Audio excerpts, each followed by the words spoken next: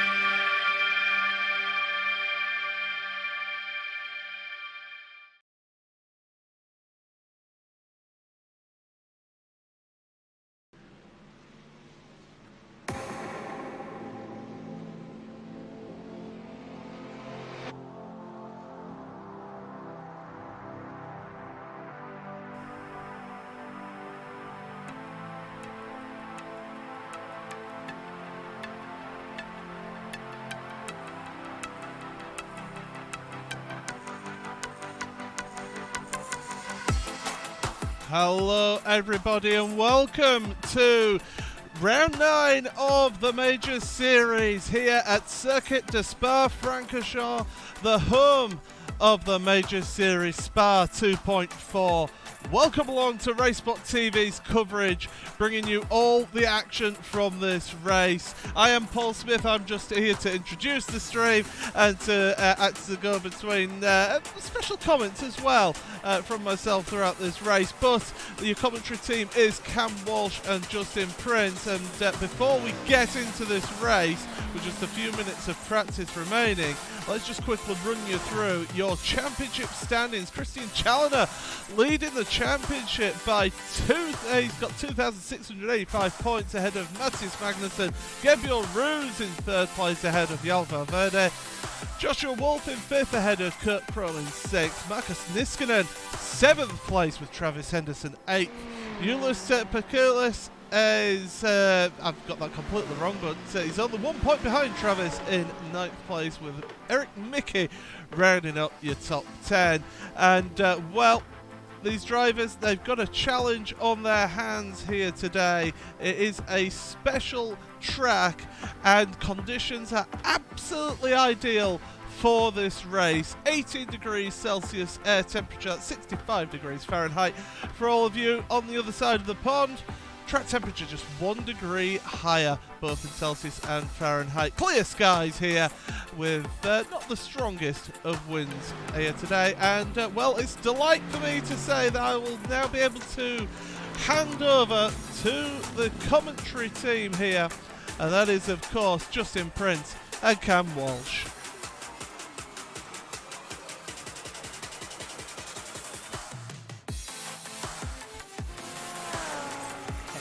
And there you go. And Paul, thank you so very much for the wonderful introduction. I mean, it makes sense, you know, to have the European person do the European split introduction, but their normal commentary team here today, of course, Justin and myself, Cam Walsh. We have got a series for you today here at Spa-Francorchamps. We've got GT3 cars around Spa for 2.4 hours, and Justin, Spa is known for so many different racing series, so many different car types, that I think the GT3's racing around Spa is probably what I think of when you come to Spa as far as car racing goes. Absolutely, it's a beautiful racetrack with a lot of history and a lot of opportunities to either battle or have danger and or pass on this circuit. But for these drivers, it's going to be a lot of pressure to try and have the best run possible to get yourself to victory lane tonight. Absolutely, and of course, we've got the grid for you today, as we have Ogier Jugo is going to be starting in the first position. David Barraclough is going to be starting in at second. David Baker and then Yannick Danish will be in the fourth position here. Now, of course, it all says no time. That's because qualifying was done prior. Christian Chalnier as Monto Gandia, Miguel Molnia, Lyndon Swaby is going to be starting in the 8th position. Newman. That is a new name for me. Riley Thompson, however, not a new name for me, is going to be starting in 10th. Jens Hoffman is going to be in the 11th position. Daniel Kraft is going to be starting in 12th. And then you've got, Jan Orlinski, Matthias Magnussen, Andre Reisevic rounds out your top 15. Now, of course, Spa, we don't do a full patrol lap, which is probably the safer of the two things, and that is because the pace car is already rocking and rolling, and we're going to get ready to go green here in just a few moments' time as Oyarzugo, the 258 Ferrari, is going to be leading us to the green flag here at Spa. Of course, we just take the Blanchemont, then we take the bus stop chicane, and before you know it, we are going to be cruising down to the very first corner, and that is going to, of course, be that very, very tight right-hander that typically ends in calamity. Will we, however, end up in calamity again? We'll have to find out. It's the Major Series here on iRacing Live and Race Spot TV. It's the European split as Oyarzugo will be taking the green flag. He holds it 1 Mississippi, 2 Mississippi, 3 Mississippi. And here we go. As it's on the next straightaway, Cam, by the way, Cam, for the start of this race today. That's where the finish line is going to be for today's action. As all the drivers work their way through the tough turn number 1 for that set checker flag. And get ready for the green flag. Pace car getting ready to stop at the bottom of the hill. Cars are rolling. Green flags out. We're racing for the Major Series.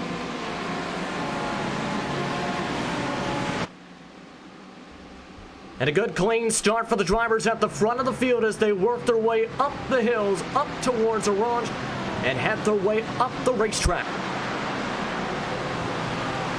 And so we've made it through La Source. We've made it through the Air Rouge, of course, as everyone seems to have gotten through very nicely. We'll get through Lacombe Complex right now as Oyarzugo has made it through very nicely. There is about a great scrap going on right now between Lyndon Swaby and Monto Gandia, the 40 car and the 58 car.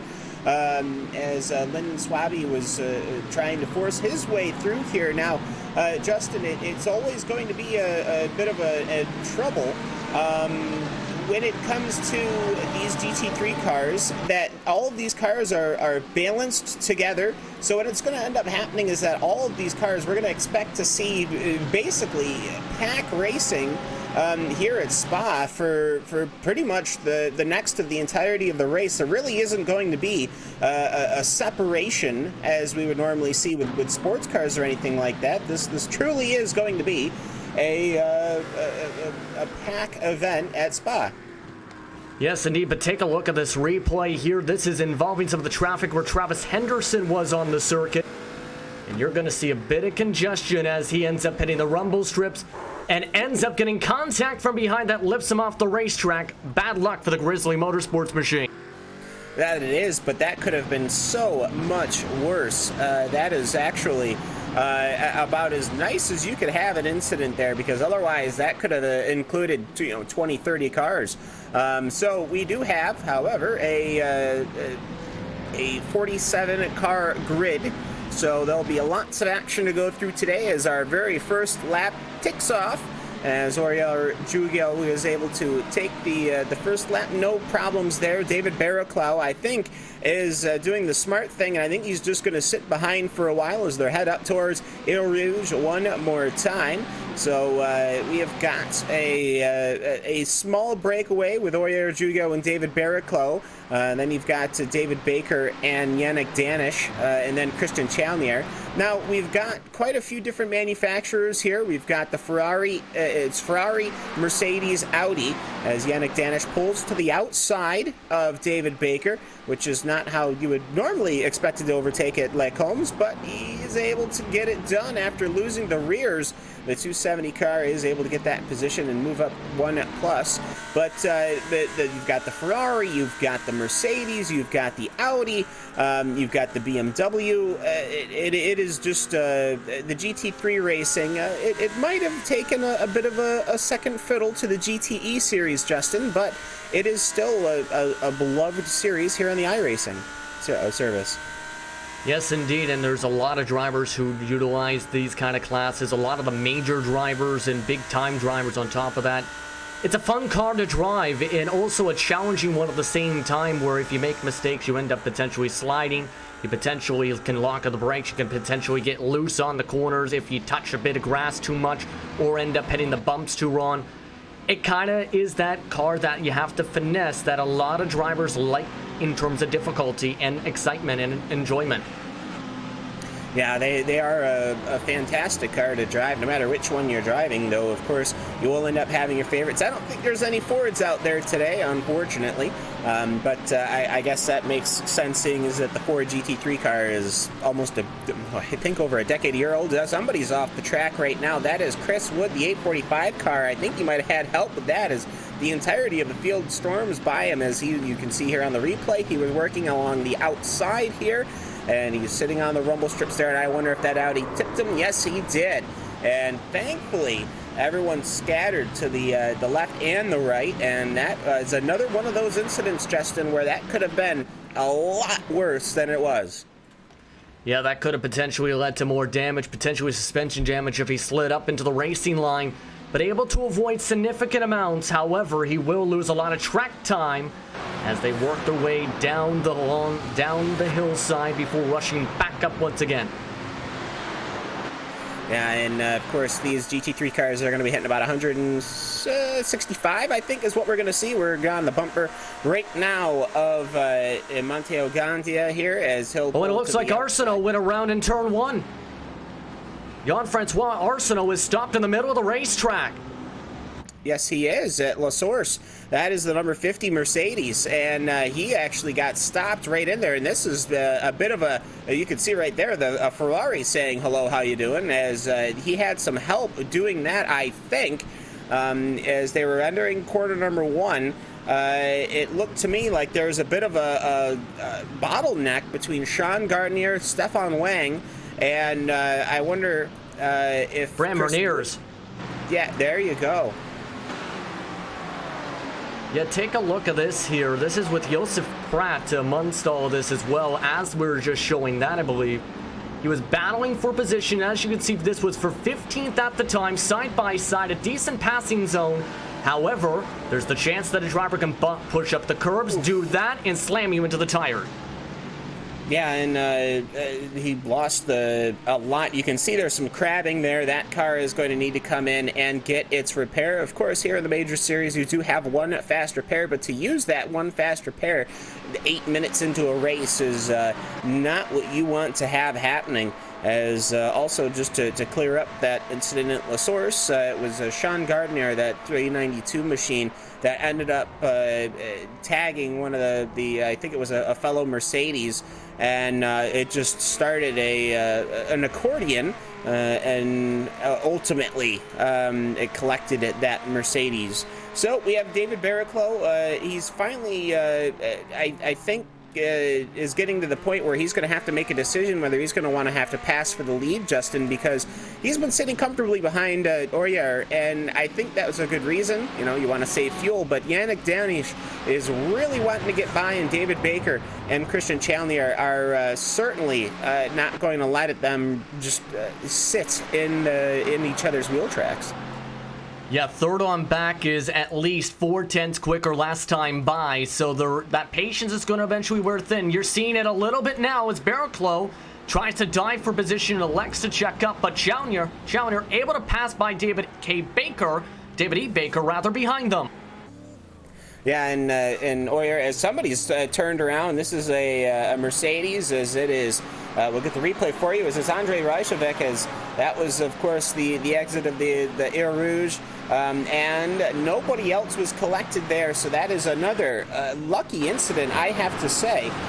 We have had 3 of them now, which means certainly that the next incident is going to collect at least 98% of the field here, and that's just that is a very standard incident. I think very unfortunate. You can catch yourself out there so easily, Justin.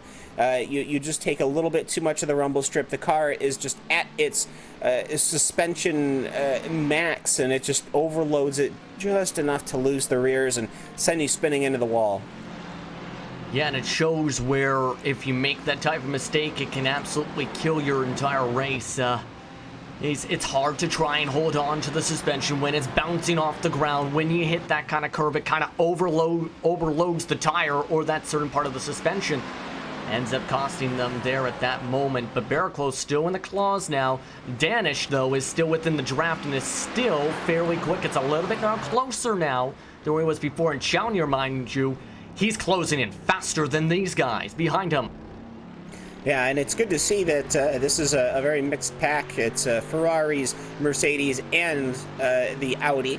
You don't get to see the Audi that much anymore, so hopefully that means that the Audi is a good runner here. And I of course, love parity between the different manufacturers, but Oyer Jugo, I think it's almost being a sitting duck, Justin. You're leading the race, yet, however, it's almost where you don't want to be, because you're going to find yourself in situations where it is just people are saving fuel at your expense. And here we go. Here comes David Barraclough. I think he has had enough. He says, you know what, I've got enough fuel for that next stint, and the Mercedes pulls to the inside. And unlike when he tried that one lap ago, the Mercedes was able to pull alongside before the Lake Home turn, and that's important. Of course, the Mercedes front engine, Ferrari mid-engined, and as the Ferrari almost tries to use that agility on the outside, and he might actually have something here, but no, David Barraclough is able to just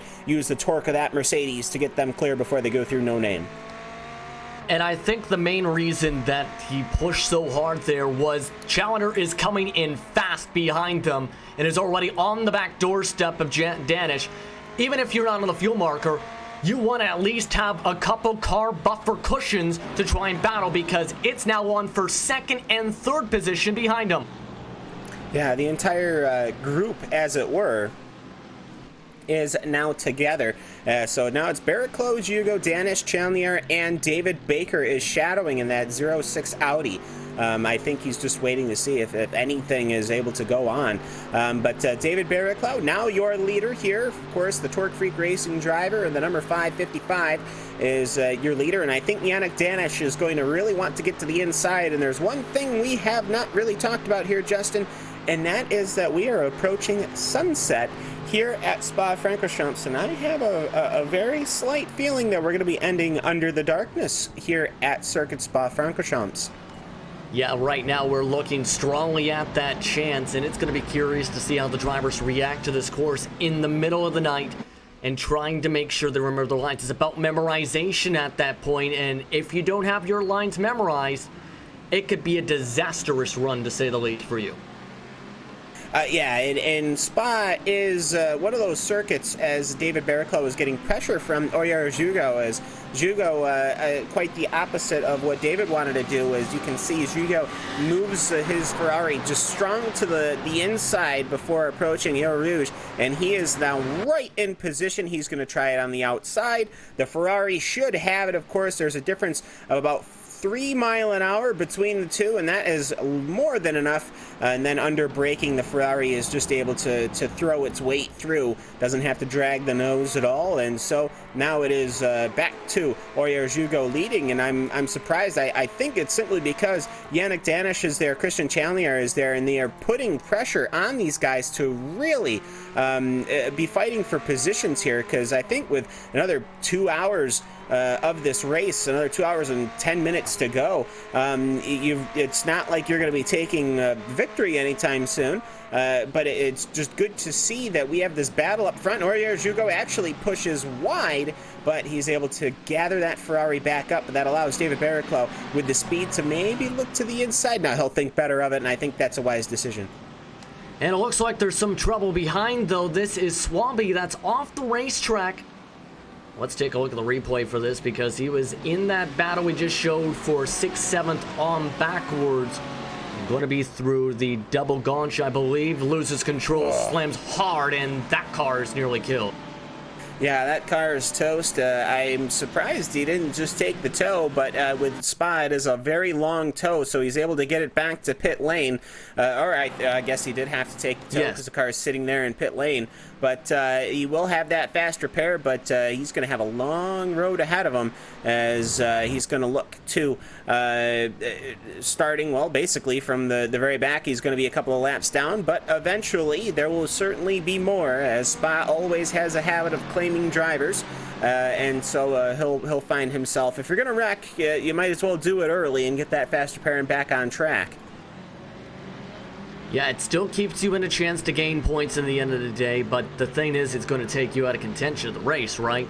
So you want to at least try and finish the day, try and get your team and yourself some points, and go from there and hope that you have a bit more attrition. But let me point you to the times on the bottom side of your screen.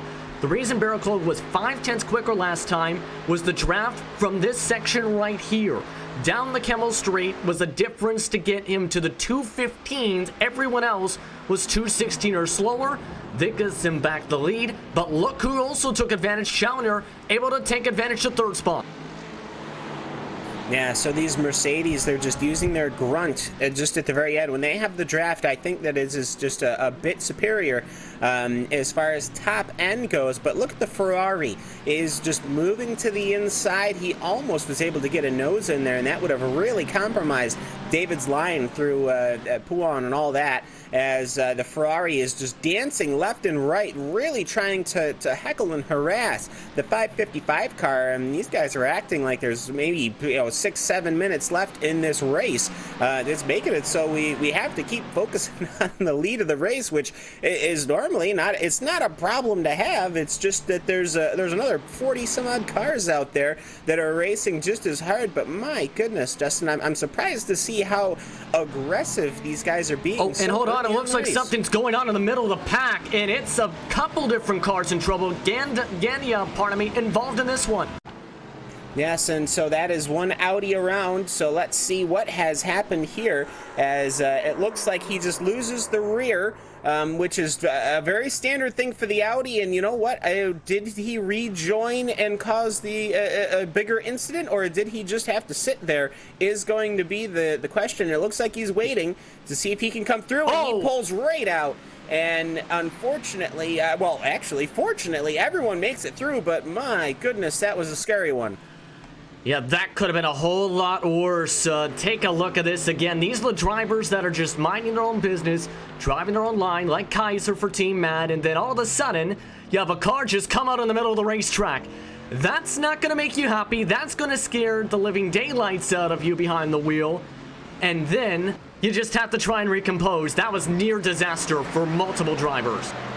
Yeah, and I mean, I feel bad in both respects there. You're trying to look at your F3 as the battle for the lead is continuing here, and David Barriclough throws the Mercedes to the inside there, and these guys are racing as hard as can be. I was going to expect Hugo to maybe cut the nose, and they were going to finally make contact, but these guys are doing expert driving here in the GT3 series, so giving y'all a show here for the Major Series. But Hugo is back to the point here, and I wonder if Christian Challenger is going to wait, or if he wants to really enter this battle here, because I almost wonder, there have been a couple of times these guys have almost tapped bumpers, and so I almost wonder if it's worth sticking your finger in that particular mess or not. But either way, I will say, as far as that rejoin goes, it's tough. You're trying to look at your F3 box, you're trying to see if you have a gap, and you think you have a gap, and you start going, and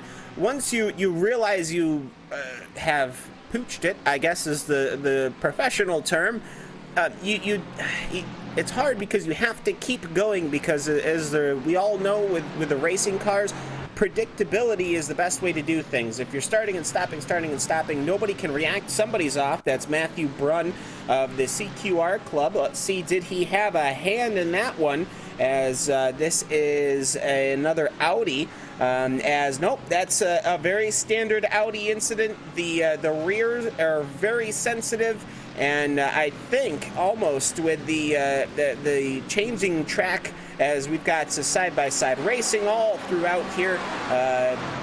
I think the track is starting to change with the sun setting. Everything is becoming in shade, and that is when you're going to start seeing these cars start to go around. And I think as far as the sensitivity of the tires and everything like that, the Audis are probably going to be the first to show you as evidence of the track changing with that sun going down. Yeah, this track's going to get more and more tougher to grip up as this race goes on, and passes such as those are going to end up being more, how do I phrase, costly if you say don't time them up right and you say battle for half a lap or something. You don't want to burn up your equipment.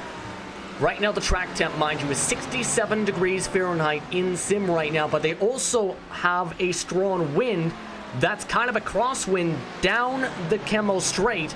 That'll slow down the drivers a little bit by a couple hundred RPMs at their top end speed and make it a little bit harder on the drag, but it will help drivers like, say, Newman get by Riley Thompson and Gabriel Ruth, for example, as you just see as he takes off and away.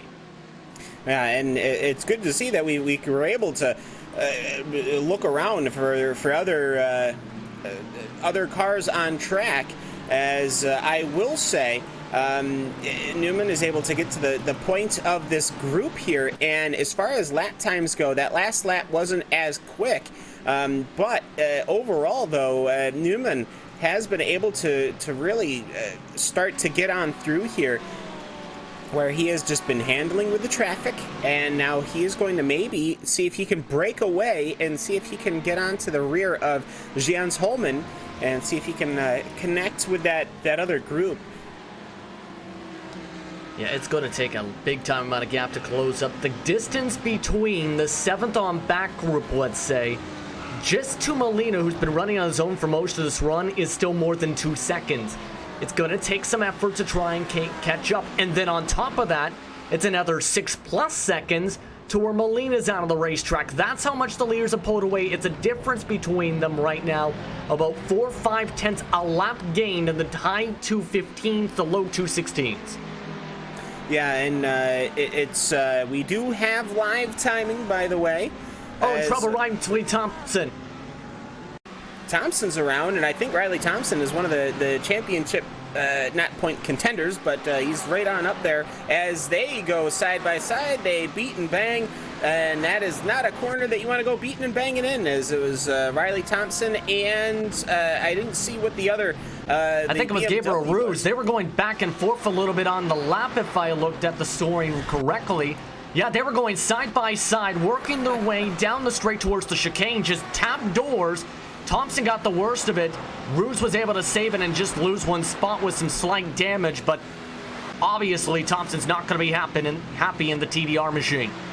No, not at all, and I chuckled because they're beating and banging almost like it was a couple of stock cars going through it. Actually, Gabriel Ruth is now on the attack for position number 10, and he'll actually beat and bang again, and Gabriel Ruth has now sent himself into the tire barrier. Oh, he will have stopped it. Thank goodness there's just a smorgasbord of pavement there, and I almost wonder if that's going to put Gabriel Ruth right out in front of, oh, no, Benjamin Gregory here. I was going to wonder if he was going to find Riley Thompson again. That would be quite the karmic coincidence. But no, these guys are really beating and banging here, and I'm quite surprised at the amount of contact these guys are giving themselves here. Gabriel Ruth slotting himself back in behind Trevor Vavorsky in 19th position, as this race, not only is the sun setting quickly, but we are quickly settling ourselves in, Justin, to really having a full elbows out affair here at Spa-Francorchamps.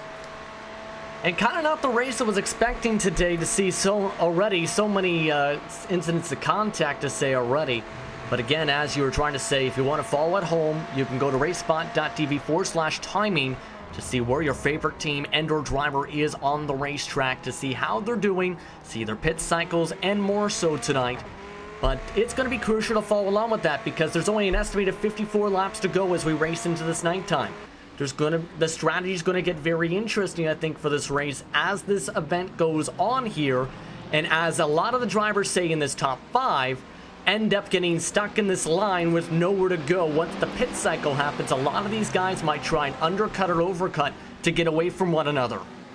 Yeah, absolutely, and the pit cycles, as it were, I don't think any of the cars are, they're not fuel limited or anything like that to force people to come into pit lane more often, but with a 2-hour and 24-minute race, there obviously is going to be pit stops. But for Oyers Hugo, he almost had a bit of a breakaway there, as you can start to see the shadows playing here. You can start to see the headlights reflecting off the surface of the pavement. You can start to see the shadows of the cars in front. And I will also say is one thing I wanted to get to. There is, of course, the incident system and the iRacing service, a 35 incident limit for these drivers, which is not a ton. I mean, it's better than, of course, your regular official series, but it is not a ton of wiggle room, as, of course, this track is notorious for having off tracks, which are, of course, 1x, as it were. But with how much these guys are beating and banging on each other, I almost wonder if that might come into play later in the race. And mind you, the spins are 2x's, hard contact with cars 4x's, that could come into play. I'm looking at the estimated totals on my side of things. We got drivers already in double digits. In a 2-hour plus race, 35 is not too high on a road course to have to deal with. It's going to be tough. If you say clip the rumble stripper on or clip the grass too many times, poof, you might be gone in the final 30 minutes. Applies a bit more pressure for the drivers, but you look at how much, say, Roos has lost because of the incidences. Not only is he up in that double-digit estimated market with 11, but he has gone from a battle in the top 10 all the way to 19th position and having to go on a recovery drive, all from a span of a lap and a half. Yeah, and it can happen just like that. Heck, it can happen in just one corner. As we've already seen here today, as we're dancing the headlights into the night here in the Majors Series on the iRacing Esports Network, as Oyers Hugo is getting himself comfortable. I can see nips from David Barraclough, but it is certainly not like it was before. And I wonder if Oyers Hugo's car is coming into its own here as the night settles in. Take a look at this, though. This is the battle we were talking about potentially happening 6th through 8th now.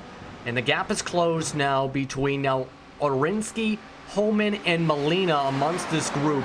The other drivers that we were seeing for battles still at least 13 seconds back, more so you see in the backdrop. In fact, most of the group 18 seconds. But this was to be expected. This is a very high-speed racetrack where the draft can come into a play, especially down the Kemmel Straight. If you don't have a drafting partner, it can be a bit tough in the early portion of things if you don't break the toe and then maintain the pace. And you see Molina now has to deal with these drivers that he's been able to reel in. Yeah, and Miguel is just working as he can on the rear of the Audi of Jans Holman, not Hoffman. Hoffman's a hot dog company here in Syracuse. Holman is not a hot dog company. As Jens is going to be trying to protect his space from Miguel Molina, and I do have to say it is a bit it can be a bit demoralizing. Not that these drivers are obviously on the very tippity top there in the Pro Series here in the majors, but it can be a bit demoralizing, Justin. However, when you're a driver and you're hanging on to the cars in front of you, and somebody just is able to claw lap after lap right onto your rear bumper and then close right on in. But as they work through that long left-hander before the bus stop one final time, before they finish out lap number 12, I have to say that certainly can come into it, as Miguel is able to just close right on in there, and we'll see what happens there. And I think with Molina being on his own much of this run so far, he might just stay patient, just try and save fuel and work with the cars in front. That might be the case as well for Newman, who of course broke away from the other pack, and go from there. Then focus on trying to catch the leaders on the next stint at this point. There's a lot of possible strategies again that we might see, but especially since this lead group again is still taking off 2 seconds. Now the gap between from first to fifth, David E. Baker is actually losing the draft on the back of Danish. Yeah, and speaking of strategies here, Lyndon Swaby is coming down pit lane right now, and that BMW number 46, he'll have to take that extraordinarily sharp right-hander as he is coming down into pit lane, and then he's going to get himself service here. This is not because the car is damaged or anything like that, but as we do know, Lyndon Swaby was damaged prior. That might be setting himself up. He's probably doing this to see if he can't offset and gain a couple of positions. Yeah, I'm curious now. He's only ran 12 total laps. For comparison's sake, would be second to last on the circuit, so we'll have to keep up with that. But look at who's trying to keep up with battles now. Daniel Kraft trying to hold off a fairly quick Joshua Wolf for 12th position at the moment. They're also trying to reel in Matthias Magnussen at the same time as this. And it can be hard to play offense and defense at the same time, because if you're having to play defense, you're looking behind you in your mirror, trying to look at your relative box, trying to look over your shoulder and see, where is this car going to go? How am I supposed to defend this? Is he quicker? Do I have to let him go and sacrifice time for the battle in front? It can make it kind of a jungling act, so to speak. Say if you want to catch Magnussen right up in front of you. Yeah, absolutely. And Daniel Kraft, he was in 13th at the beginning of this lap. Now he's in 12th, so he was able to get by Joshua Wolf, I'm presuming, on the Kemmel Straight.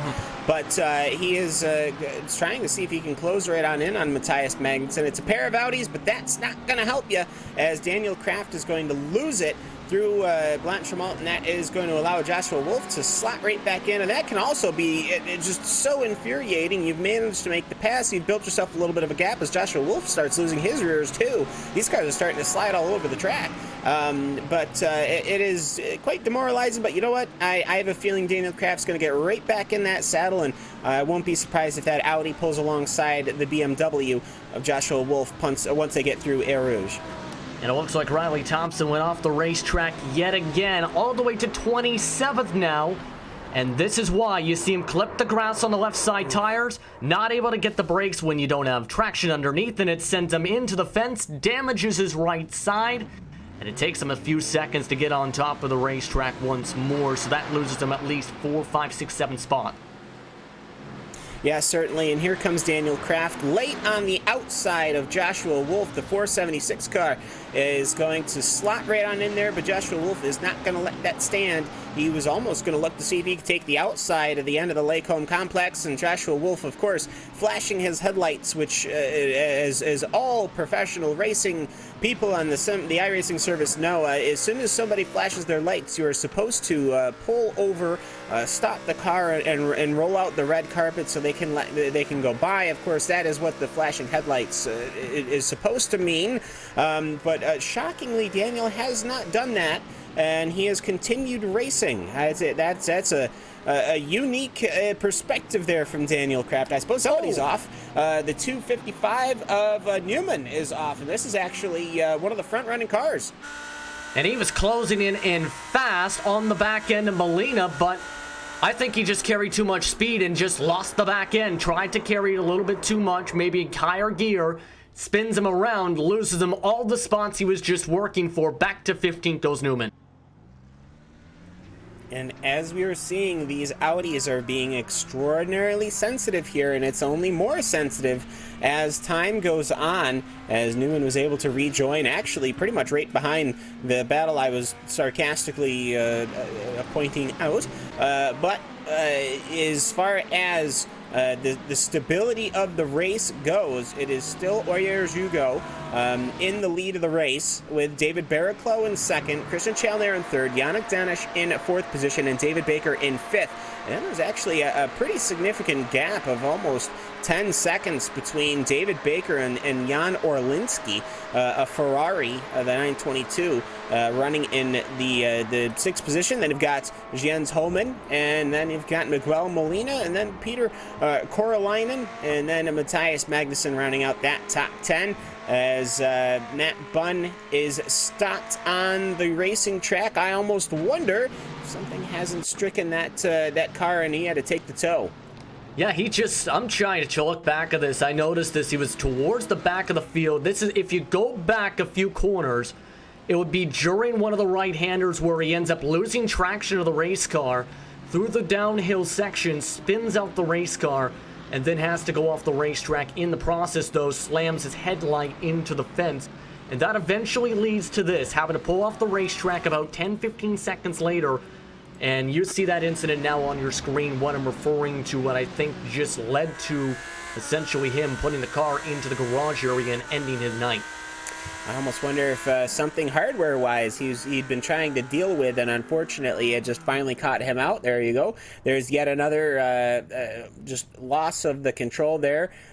Just gently noses into the Armco, and yeah, very surprising to see that, but I almost wonder if something maybe with the sensitivity went off. Once you have a machine that is comfortable, anything can happen with your hardware where the sensitivity could spike. Maybe the steering wheel, I have had it in some instances go from a 900-degree steering wheel, which means you can get 2.5 full rotations in either direction, to a 270-degree steering wheel whilst racing. That was not fun. But you never know what could happen. Of course, he could have just, it could have been tea time in England. I have no idea. But either way, that is going to be yet another car off of the racetrack here, joining Lyndon Swaby and Andrei Reichovic. But actually, Bunn is off the track. Lyndon Swaby is, of course, still on the track. And then Andrei Reichovic retired 11 laps ago. A rough day for Matt Bunn, essentially. But let's go back to those leaders once again, because Hugo's still been in the front for High Speed Team and has been having a good race.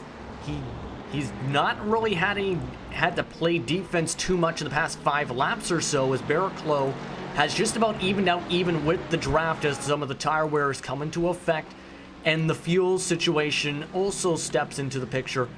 But the main driver I'd be watching for, though, even with the top 2, is how to say one of the top drivers all season, in regardless if the car in Chalnier tries to respond. Remember, Chalnier has had 4 victories, 8 top 5s, and this is one of his specialty cars.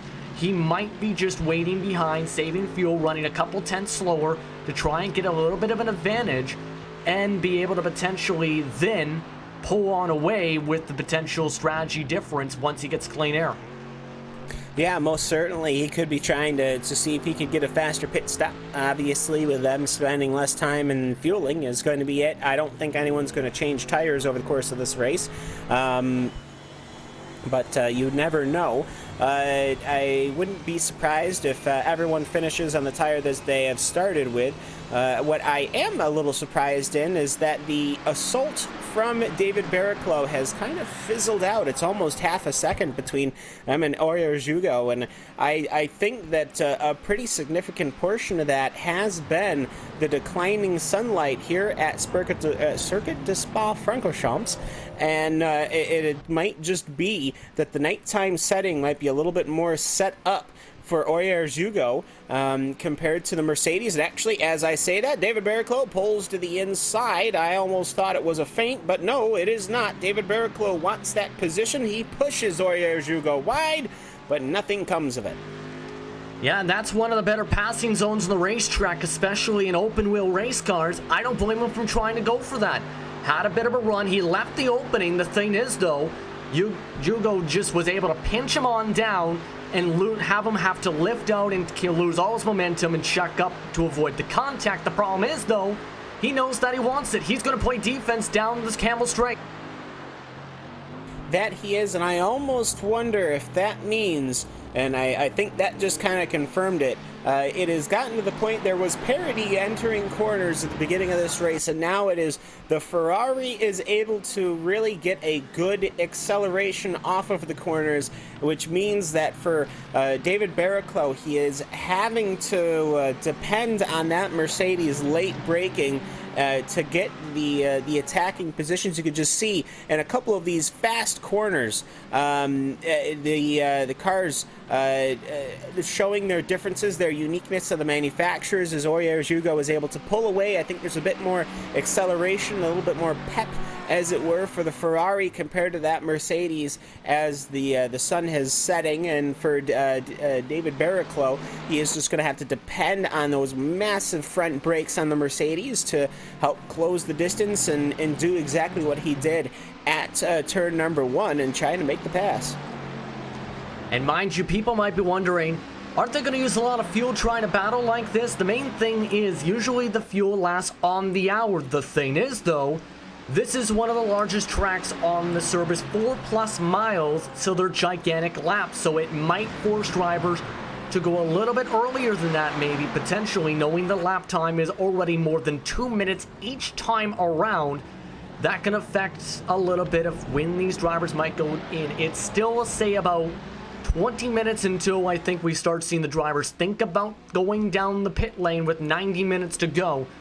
But it's going to get more intense. All of a sudden, it's getting usually more intense than I would expect for this point of the run. Usually, the intensity doesn't pick up until the final 10 minutes, then the first 10 minutes coming in and out of the pit lane. Yeah, most certainly, and I'm surprised there really hasn't been, maybe there has been, we just haven't been able to see them. I'm surprised people have taken, obviously it's going to be one full pit stop, one splash, or one half, I guess I would have to say. And somebody actually just did pit. Newman just ducked down, but he's got more damage. The 255 looks like he's added more troubles to his car. Oh my, and let's see, when did that get added to the machine? That would be down out of Blanchimont to the chicane for, again, the 255 of Newman. He had ended up losing control and slamming the left side wall. So we have a car down the pit lane all of a sudden, the 255.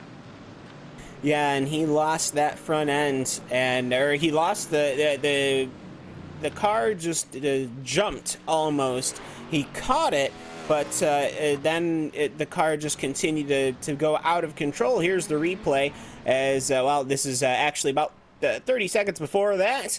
But for Newman, there you go. He just loses it just enough, and he slams that outside barrier, or the inside barrier, I guess it would be, depending on how you're looking at the corner, and he brings himself immediately down into pit lane, which is, of course, a smart decision. He'll have to use his fast repair, but it is almost strange to think we have got less than 1 hour of racing to go already. Normally, when you think of these endurance events, you're sitting in for the long haul, you're sitting for 6 hours, whatnot, but I guess that may be why we're seeing so much heavy racing, Justin, is that we're used to these races being a little bit longer here. We already have less than 1 hour to go. Less than two hours, excuse me. Realistically, but it's been a intense race, surprisingly, as you look at him in the garage area now. But we still got a lot of competition. These drivers have not been letting off, essentially. With a minute 43 upward to go in this event, all of a sudden, Hugo has already been reeled in again by Barrichello, Challoner, Dana Dances, and Baker all of a sudden. So the pace dropped off last time by, it looks like, to about dead even in the 215s. The fastest driver, because the draft, though, was David E. Baker, because that draft pushed him down to the second fastest lap of the night, a 2:14.969. Yes, and one important thing I think is this race has been progressing. I've been looking at the best lap times between these drivers, and I will say for both of the Ferraris in this pack, their best lap times have been a 2-minute 14.8. Whereas the two Mercedes, their fastest lap times were a 2:15 flat, which means that ultimately, I think the Ferrari is able to accomplish the faster lap as the track has been cooling off than the Mercedes. But however, we're talking about 0.2 of a second, which is basically nothing when you have cars in traffic like we're seeing here at Spa in the, of course, a GT3 race. And something interesting here, you've seen this on your screen. Gandia elected to come in the pit lane. This is not from an incident, though, so this might be an interesting strategy call. He's ran 18 laps in this event for reference's sake, so might be trying to do some strategy. This might be the window slowly creeping open for a couple drivers, or at least the ones looking to try and do something different. Look to try and break the mold to try and gain spots on the track. Yes, most certainly. And for Oyars Jugo, he has been able to, it's kind of hard. Every single lap, he seems to be able to pull away, and then it just evaporates in that third sector with the power of the Mercedes. But I will say, for, I was going to say Newman, he has managed to catch back up, but no, he has not. That is because he's a lap down. But it is just one of those situations where you start to wonder where the next pack is going to be. Jan Orlinski is in 6th. Jan Hoffman, or Homan, I'm going to say Hoffman all day. Homan is in 7th, but they're really, you don't start seeing a pack until the 9th position with Pertti Koralainen, the 851 car. And that is, of course, versus Matthias Magnussen and Daniel Kraft, as we had said. Then you've got George Gruber and Joshua Wolf. It's surprising, I guess, to see that this front pack is staying a pack so for so long after 20 hard laps of racing. And Christian Chandler, speaking of hard racing, might look to the outside. He thinks better of it. Yeah, and on top of that, you even have hard racing as far back as the 20s with guys that are looking to bounce back, but also fight for points. Guys like Pudiklis, Thompson still fighting for points, Burval amongst this grouping. There's, mind you, a lot of championships. Mind you, it's not just about the pro championships for some of these guys. It's about trying to have some good runs when you're on the racetrack, have some fun. Others, they're competing for, say, the Sportsman Championships, or others, the Legends Championship. You kind of want to put yourself into a good position. Burval, mind you, was the points leader for the Legends class. Entering today, he's had one of the strongest runs in the class so far today. Lane is the other person that has competed in 8 events. That is all the way back in 42nd.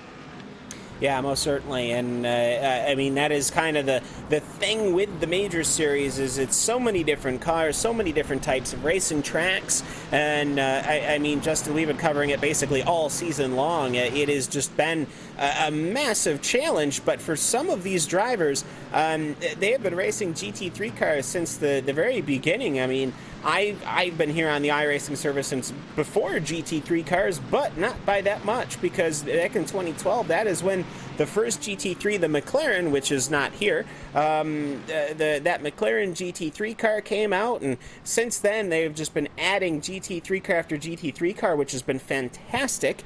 And I will say, pretty much out of all of the, quote, unique cars that we'll be driving, whether it's a Silver Crown or a sprint car or a modified or the V8 supercars or anything like that, everyone should have a pretty good knowledge about GT3 cars, and certainly of Spa-Francorchamps if they are a road racer.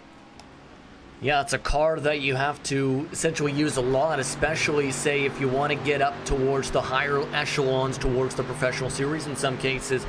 That's where a lot of teams may look to see, can you drive a car? Can you handle working as a team?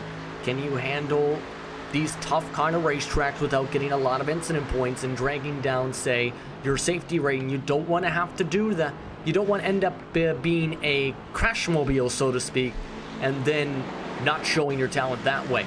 By the way, Riley Thompson done for the race. This is why on your screen he was still in the late 20s, and yeah, that's going to kill your race easily.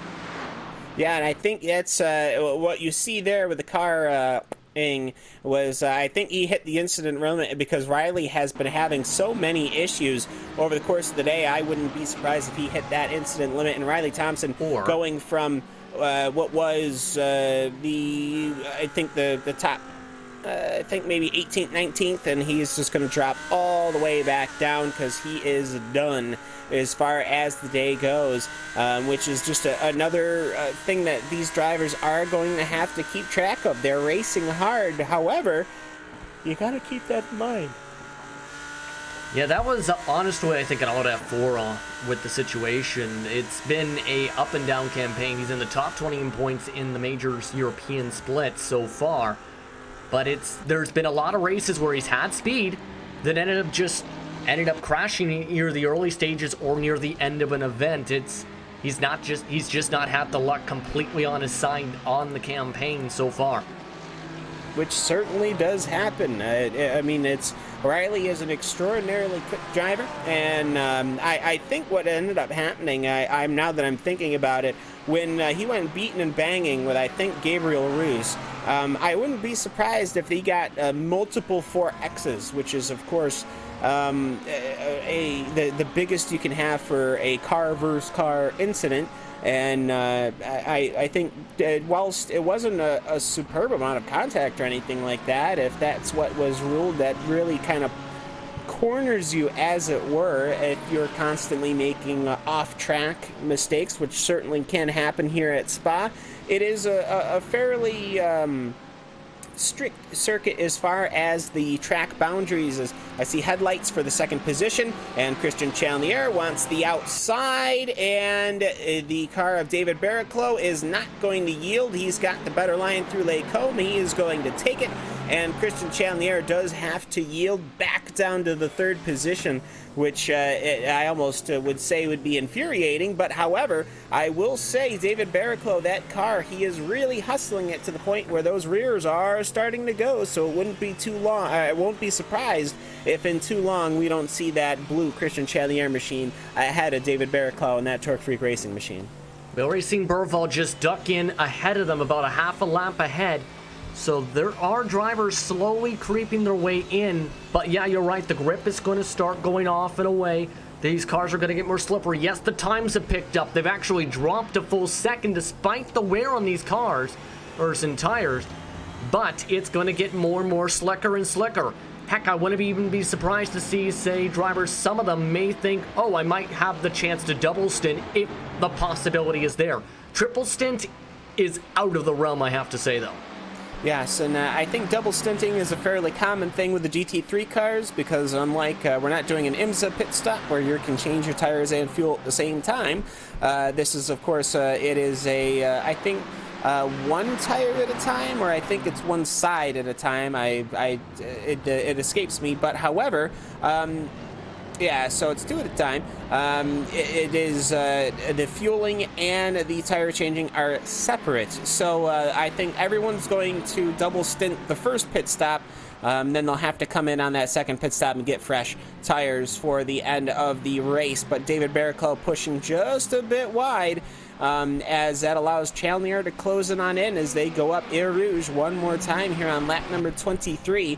And I will say, David Baker, who has been just shadowing this pack in his Audi, has now put down the fastest lap of this race so far with a 2-minute 14-second .625. So that Audi does have some speed as Chalnier pulls to the inside, which is, of course, the preferred line going into Les Cônes. And you can see just able to brake, but Barriclough had to stomp on the brake pedal to avoid the contact. A good move by Chalnier, but near contact from Barriclough in the back end. Now it's the main thing of trying to keep up, because as they've been all shuffling for that second spot, you can see Hugo is pulled away now to nearly 2 seconds before the opening of the pit window. Yeah, and I think for Oyer Hugo, he's been just really hustling that car. His last lap was 2:14.9. Out of the top 5, that was the only machine to do a 2:14 that last time by. But for Oyer Hugo, I mean, that's a good thing to see in the mirror when your competition is fighting with each other. But however, once the draft starts working in, you never know what could happen as far as that goes. We're seeing Uldea Putiklias as he gets a lovely bump, going a late decision to make an inside pass, and that Connect Racing machine basically just had to sit and wait. There was a viewer that's watching this broadcast that said the nighttime gives some people extra confidence in late braking. That was an extremely late break we just seen from Lacola that just ran him over like he was standing still. Putiklis is not going to be happy, I don't think, as that's going to definitely lose him a ton of track position, and both of the drivers, mind you, going to definitely have some type of damage. I almost wonder if that BMW that did tap the Kinetic Racing machine, it was almost a reactionary move to the inside, like, oh, you've jumped on your brakes too early. No, but even if I slam on my brakes, I'm still going to hit you, so I'm going to maybe loop to the inside, which is just another part of that. there are you have to focus a lot here at Spa-Francorchamps. You don't have a lot of opportunities to look at to make sure that your pit options are correct, or to look at secondary information. There's really no place to chill out unless you're by yourself on the Kemmel Straight. So maybe that was part of it. He's trying to do something, and as he was approaching the braking zone, just happened a little bit too early for him. Yeah, mind you too, only Hugo has a spotter with them in the sim with that option, as well as Thomas Peterson at this point, which could also be an advantage to say. If you say have your own spotter in the race sim itself, they can do your pit options for you and be your strategist essentially. It can end up being much more difficult to try and manage that in your head while you're also trying to drive, and mistakes can happen potentially, and you don't want to have that happen to you, especially if you're in this battle for the top 5. If that happens, even if you lose a second, that could be the difference between winning the race and, say, finishing only in 4th. Yeah, absolutely, and it's another part of just seasoned drivers will have a bit of an easier time understanding what they need to do and how they need to do it, whereas for some drivers, like myself, it tends to just be of a, let's see what everyone else is doing, and I'll see if I can react to that. But either way, I will say that 2-second gap that we saw Hugo have is now just down to 1.8 seconds. So Chandelier and Barriclow and the rest of this 5-car pack are starting to close back on in on that 258 Ferrari. Yeah, slowly but surely closing in, but it looks like Baker just lost the back end of the pack. He ended up going off and wide a little bit through Blanchemont's exit. He might potentially lose the draft if he doesn't time this up well. Take a look at this. And this is where mistakes can be paramount, especially this point. That one bobble cost him at least a few tenths on the back end, and thankfully didn't completely lose the car. Yeah, most certainly, and that is not lucky, but that's just good car control there, and that is a good to see him back in it, as I'd hate to lose the only Audi in this long pack here, but Baker is he should still have the draft of Yannick Danish, as we're going to be looking to the fan immersion here on Race Spot TV and the iRacing Esports Network. And this fan immersion is actually going to be a bit of an important one here, as we have, of course, there's a bit of a fundraiser going on for Chris's birthday fundraiser for the Christie. It's by Chris Wood. Basically, the Christie has been a big fan of the Major Series, and they're going to be putting all the donations from this race towards the Christie charity. It was chosen by Pete Harrod, and the Christie charity exists because of the fantastic support from all of the amazing fundraisers and themselves, and whether it's giving the time, the treasure, the talent, whatnot. The Christie charity, as it stands, is a person who has been diagnosed with a neuroendocrine tumor 2 years ago. Since then, they've had an operation to remove that. It has unfortunately done some spreading, but they are able to pull together some money for the treatment. They're able to support money for all of the treatments and everything like that, and it's for the Christie Charitable Fund. So with that, there are, of course, donations. I wouldn't be surprised if that's going to end up hitting on the chat, of course. Any amount is, of course, appreciated, but we appreciate all of the people who come together, and all of the people in the Major Series who have basically been championing this and everything. And we are going to go to our Race Spot TV fan immersion. We're going to take a lap with Yannick Danish and his Ferrari as he cycles behind Christian Chandelier.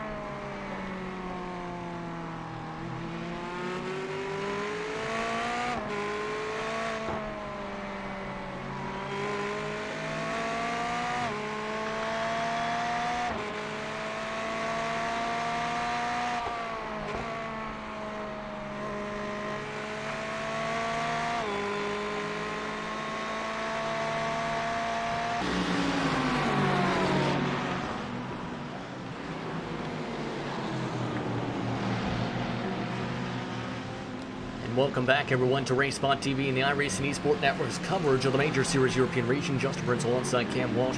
We're glad to have you along with us so far. We're just past the 90 minutes to go mark as the pit window is open up for some of the cars if you're just tuning in. With Hugo still in the lead, still on the racetrack. Want to see more iRacing action? Subscribe to the iRacing Network at youtube.com/iRacing Esports Network. Again, it's been a heck of a day, but what we're hearing just moments ago, we have lost Joshua Wolf due to technical issues. He was in 13th position before the situation.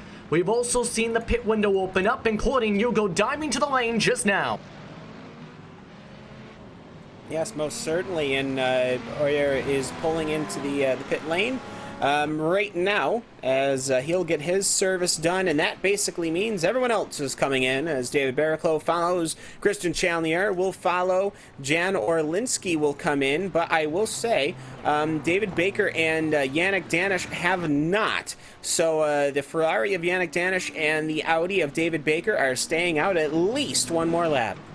Here's the thing, though. We have also seen him up at the front most of the time. Meanwhile, on your screen, Bobrovsky lost control on his own in 17th spot. So car 17 had to take a few moments to get back on the racetrack and lost some position. Yeah, and I think we'll be seeing that more and more as we just need to talk about this pit lane. We mentioned that the leaders were coming into pit lane. They still have not gotten to their pits. That is just... Yeah, I was going to say, pardon me, it's a gigantic pit lane. You can see it just takes a minute alone for Hugo to dive into the lane, into his stall. It's a gigantically long lane that you have to enter, of course, before the start and finish line, go all the way around, and then, for most drivers, their boxes might not even be past the green flag portion of the racetrack.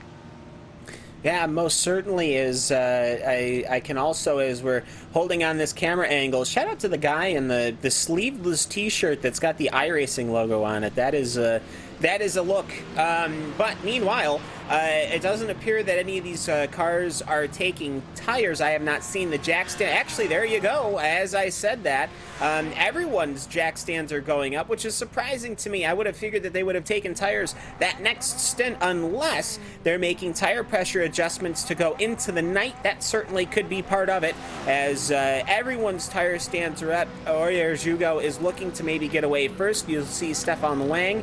That is, of course, going to be one of the lapped cars before they come on out, Justin, and well, everyone got tires.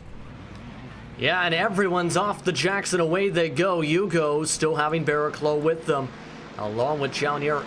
Here's where I'm thinking might be the possibility then. We were starting off in the daytime, then moved into dusk.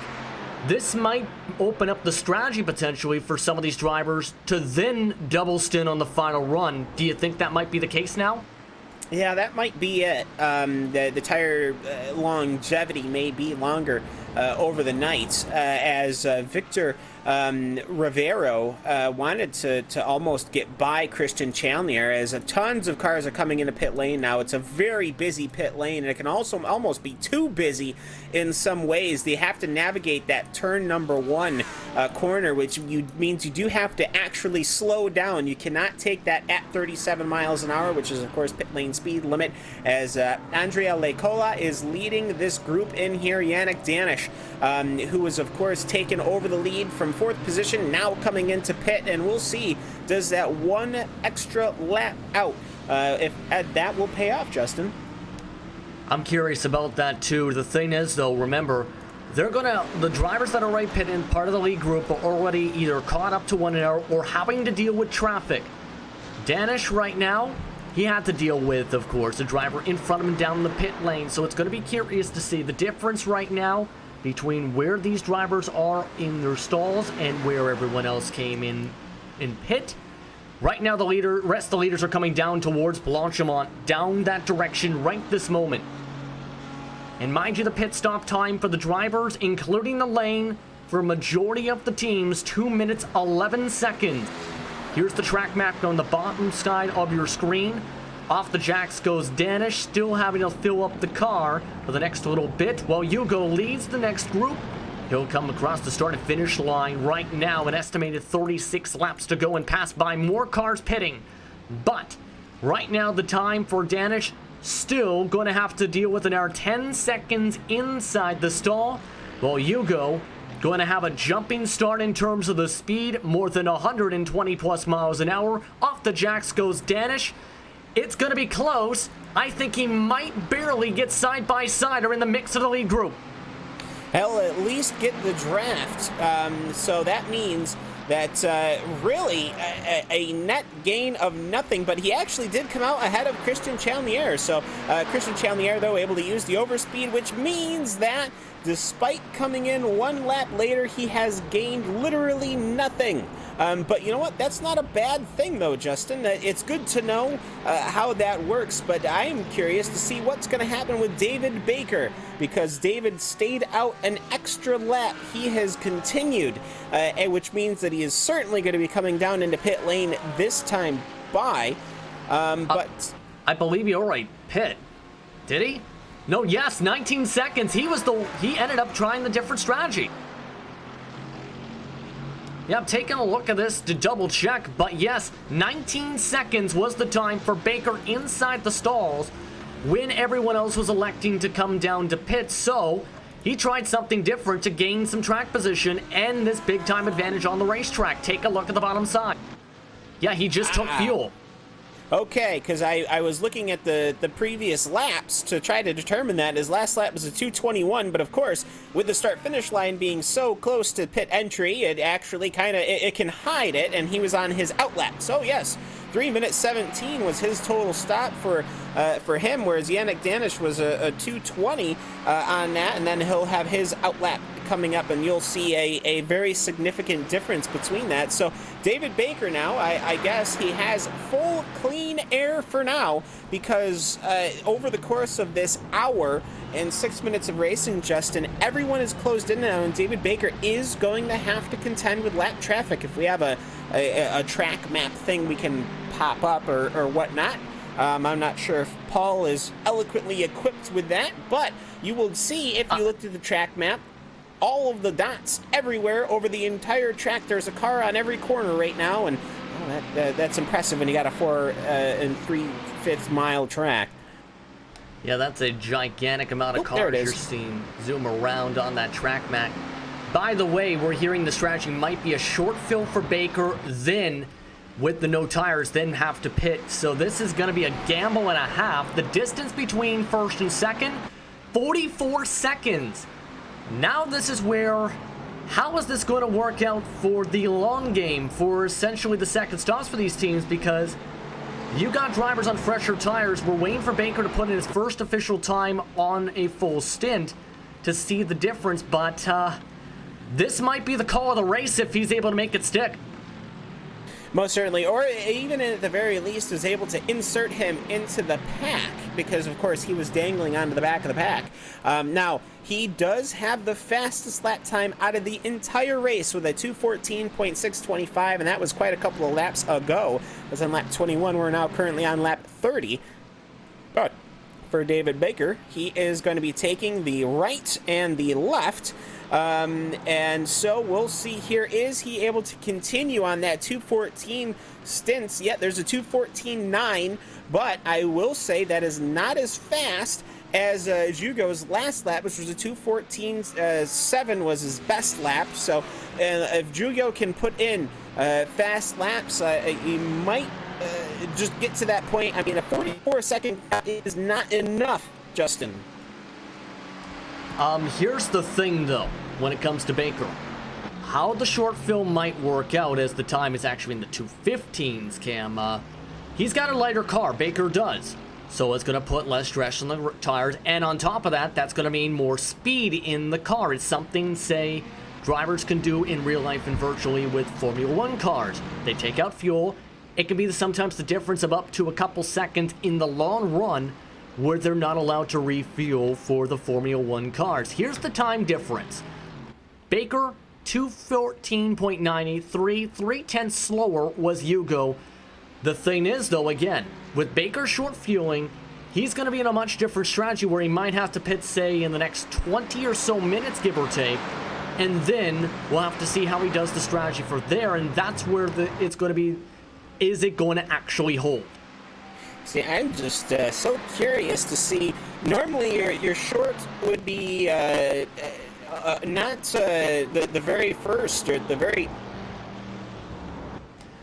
Yes, indeed. Right now, I'm curious how this is going to go at this point. Again, with Hugo in second, Barraclough was in third, Challenger in fourth, and Danish in the fifth position. Rivero is all the way back in sixth. He is quietly moved up to that spot, mind you, on the racetrack. 52 seconds, make it 53 seconds back of the leader. Orensky and Orman round out the top 8 at the moment as you follow along with the battle for second spot. 33 estimated laps to go, with Hugo still running just a 10th quicker a lap right now compared to Barraclough and his Mercedes. Yeah, most certainly, and we're all good now. I have just a beautiful voice that I normally have, right? Yes, indeed you do. Okay. You sound Right. Very lovely this afternoon. Oh, thank you. No, I sound very Cam-like, whatever that means. I don't know what that means, but that's what we got. So, I will say, it is interesting for me to see how these different cars are all reacting differently. Normally, when we see GT3 cars, there can be one fast car, and if everyone can pick their individual cars, they always pick those cars. However, we've got a really interesting 3 manufacturer split almost, whether it's the Ferrari, the Mercedes, or the Audi up front. Then we do even have people driving the BMWs. It's the 4 cars that are all being competitive here, which, I mean, is A, great to see, but B, it's just interesting. It almost seems, at least to me, Justin, that the weather, the sun going down, is almost exaggerating the differences of the cars, which is great to see. I love to see that, and I think it's really playing a hand to this race. It has been a fantastic race over the last hour and 10 minutes. It completely has been fantastic, and one thing to note on top of that, from what I was looking at with the International Region race, the Audis were actually the strongest of the cars in that grouping. Today, we're seeing more so Mercedes and Ferraris have to admit up towards the front of this point. We've seen this on top of that in different splits, so in different parts of the series where one manufacturer is the preferred for, say, the winning team or the most dominant driver of the event. Why do you think there's that kind of parity, say, between those different kind of events, different time slots, to where one car's the best with nearly the exact same weather conditions in some cases, next race, it's a completely different manufacturer that dominates? Well, it's just, I think it really depends on just teams and drivers. I mean, Randy has, of course, that great story, Randy Chenoweth, our co-commentator. Cheneth, whatever. Or Chenworth, as some may call him by accident. Randy Chenoweth, as I think we called him for years.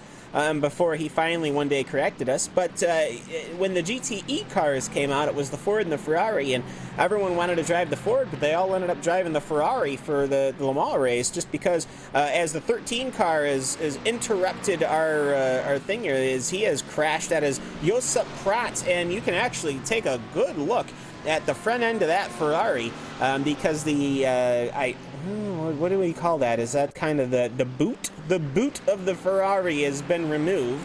The bonnet. Yes, the bonnet. Because it's not really an engine compartment that you can see. You can see a massive air thing, though. But you can see here on the replay as he just loses it. And that actually reminds me of the incident that we saw with the Audi earlier. And only he hits hard in that outside wall, and that happens very often. I have done that in pretty much every single type of car you could do it in, which is not impressive at all. But Josep Prat, I hope that he still has his quick repair, and he remembered to uncheck it when he came into pit lane, because it could certainly use it for very minor damage without you even realizing it. And he'll be back out. As you can just clearly see, the sun has gone down, and these drivers are now depending on their headlights.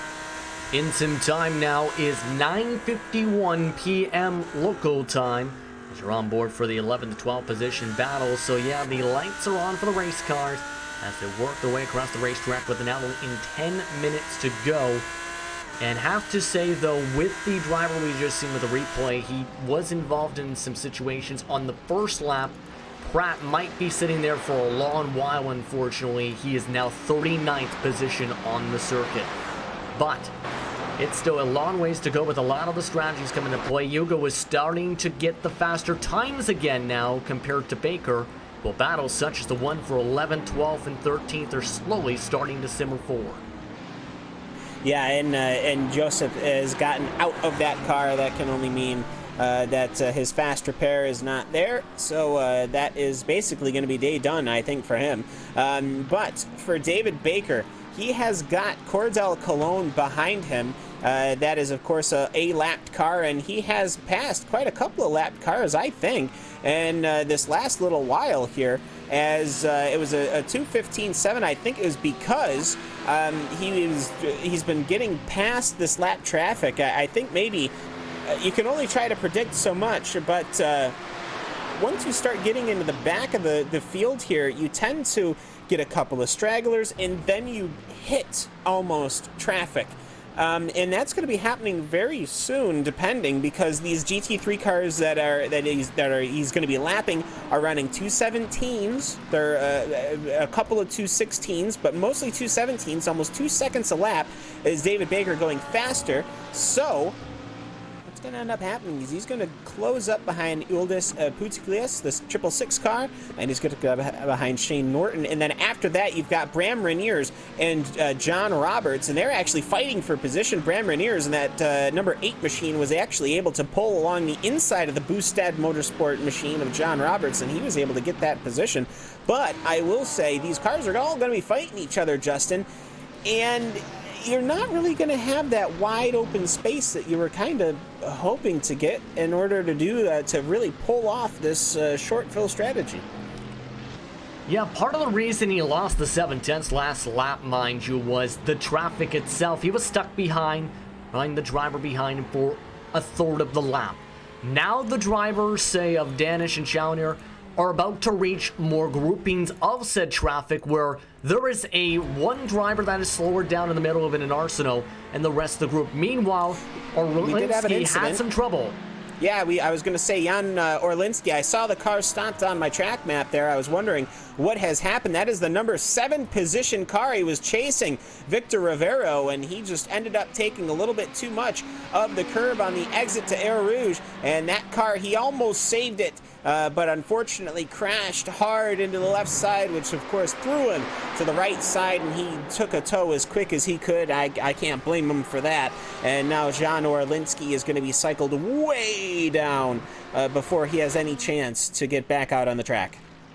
And the thing is with the tow truck as well, you mentioned a little bit, the farther away distance you have to go, the more you have to wait, obviously. It's not as simple as, okay, let's tow it, essentially virtually backwards, even though you're not really physically on the track. You have to go the whole way around, so that might be, say, 4 or 5 minutes. Having to sit in the pit lane and lose at least 1 or 2 laps, that could be an absolute killer. Well, Magnussen looks to try and gain some more points and continue to fight for this position on your screen.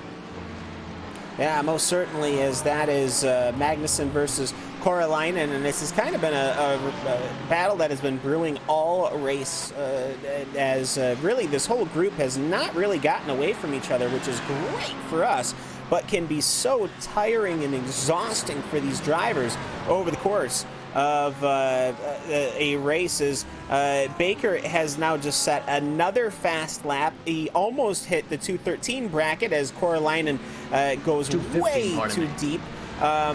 Excuse me, a 2:15.058.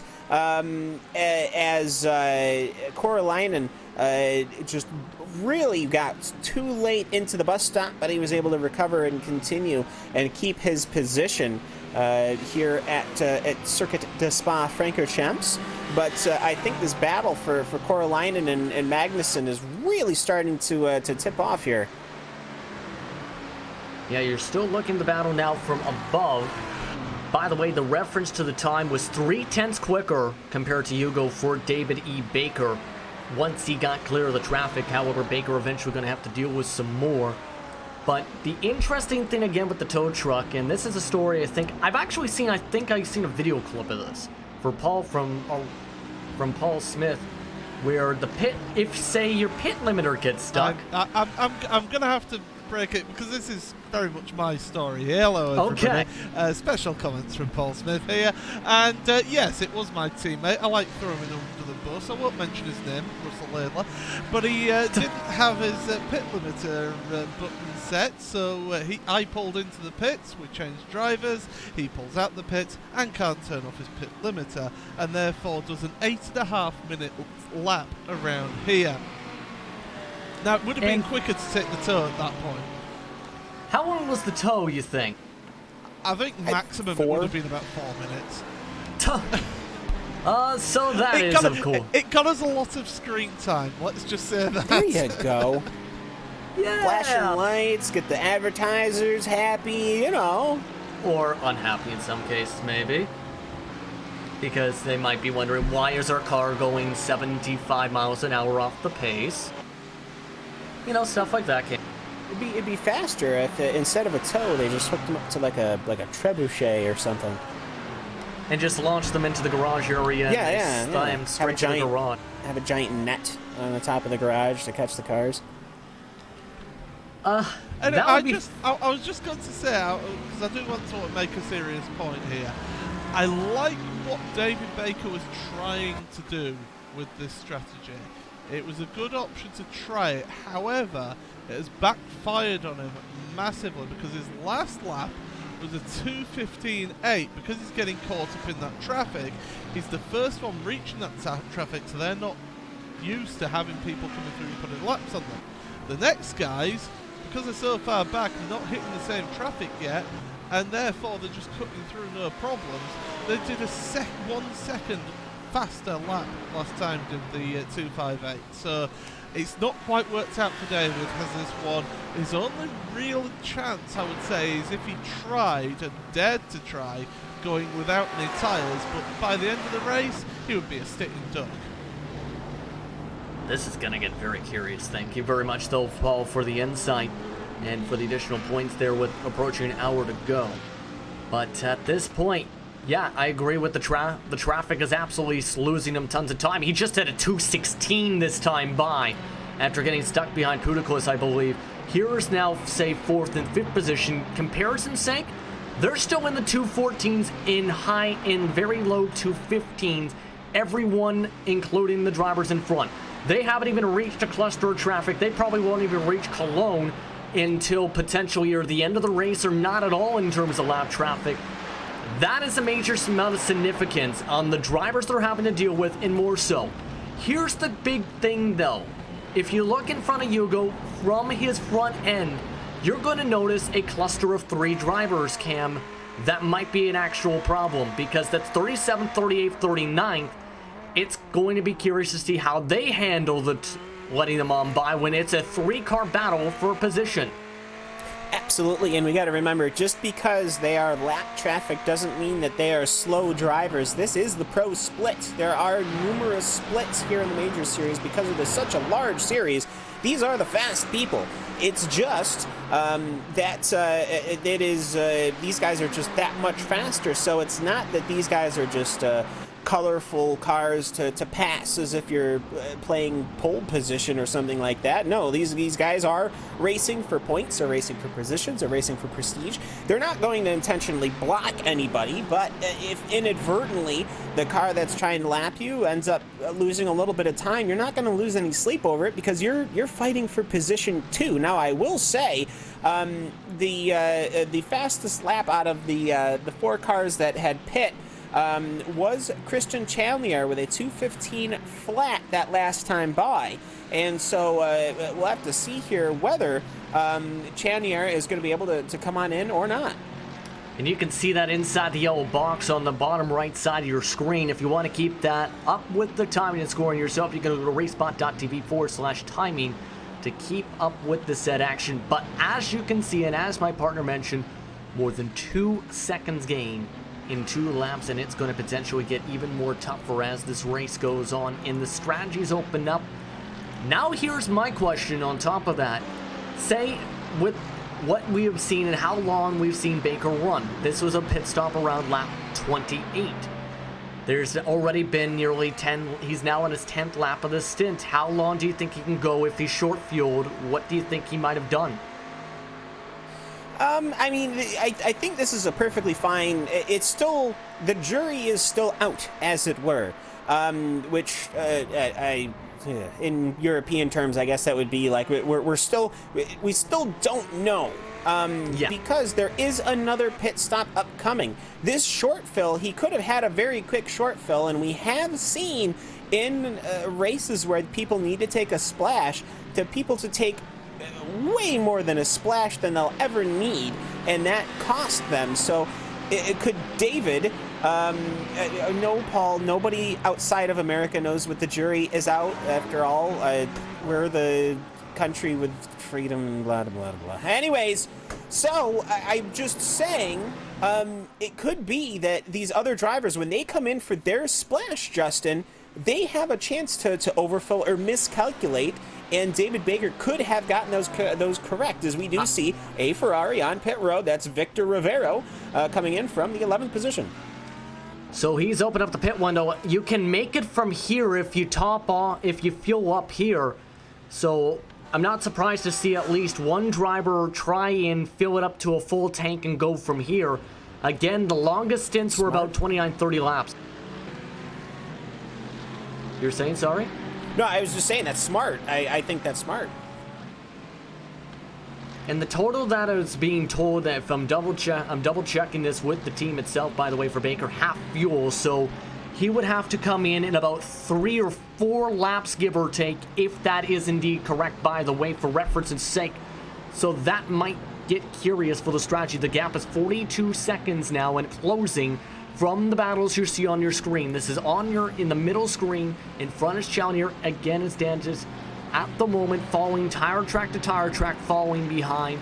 They've gone through all the lap traffic we're referring to, except for Michael Lang quickly. Yeah, most certainly. And it is just, I'm almost excited to see how this pit stop cycle is going to go. I love it when they have to have a short splash.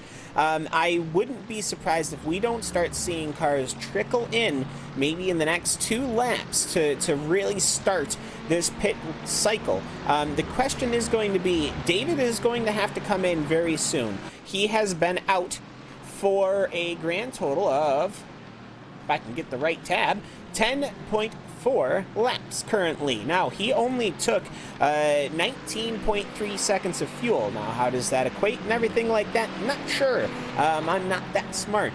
But what I can tell you is that when it's going to get into that final window, no matter what, David has made it. So what we can say, Justin, is that he's made the short work, because he has gotten to where if he comes into pit, he'll have enough fuel for the end of the race. So that means that's one box that has been checked. The second box is going to be, how long are those tires going to last on that number 6 Audi? Yeah, and it all comes down to if he elects to take them. Here's the gap now, Bear, for example, though, on top of that, to where Bear close starting to drop. Challenger is able to close in 3/10 last time by gaining the past 3 laps, and is already on the back doorstep, just about towards the wing of the Torque Freak racing machine. And this is something we've seen from Challenger before, where the long run speed is where he essentially starts to kick in, especially in the road cars, and has been in some of the oval races, especially in the eNASCAR Peak Antifreeze iRacing series this season. Yeah, most certainly, and we have to remember that this major, actually David Baker coming into pit lane right now. So good call, Cameron. So right. See, I'm the smart one. So David Baker in that 6 Audi is going to be coming into pit lane in that CQR Club machine. Let's see, where is David E. Baker going to be coming out? However, let's see if we can get that track map back up, and we'll see here. Where is Oilier Jugo? Is actually in Blanchimont. You're not going to be able to see that, but there's a pack of cars in Blanchimont, and they are just entering the chicane, which means that David Baker is going to be coming out way behind them, which isn't going to be a surprise. It is going to be about a 40-second gap between start-finish line time to start finish line time between Baker and Jugo, and it will be, when does Oilier Jugo come into pit lane? When does David Barriclow, Christian Chandler, Yannick Danish, etc., etc.? When do those guys come into pit lane? Because that is going to be when we're going to be able to officially tell if David Baker's strategy is at least going to keep him in the running or not. That's the bigger question. Not like if he's going to do some master stroke and he's going to come out in the lead or anything like that. If he's just still going to be in contention. That's the biggest question.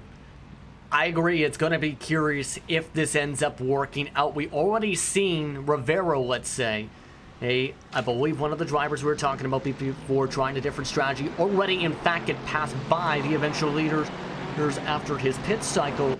That is a massive amount of time you have to try and gain up. Yes and no. However, and I want to try and point this out, the longest these drivers can go on the fuel is about 30 minutes to go on the clock that's on the upper side of your screen. It's going to be a potential splash and go. I wouldn't be surprised if they take half fuel, the leaders, once they go in, because it looks like Baker is going to indeed take tires after double stinting.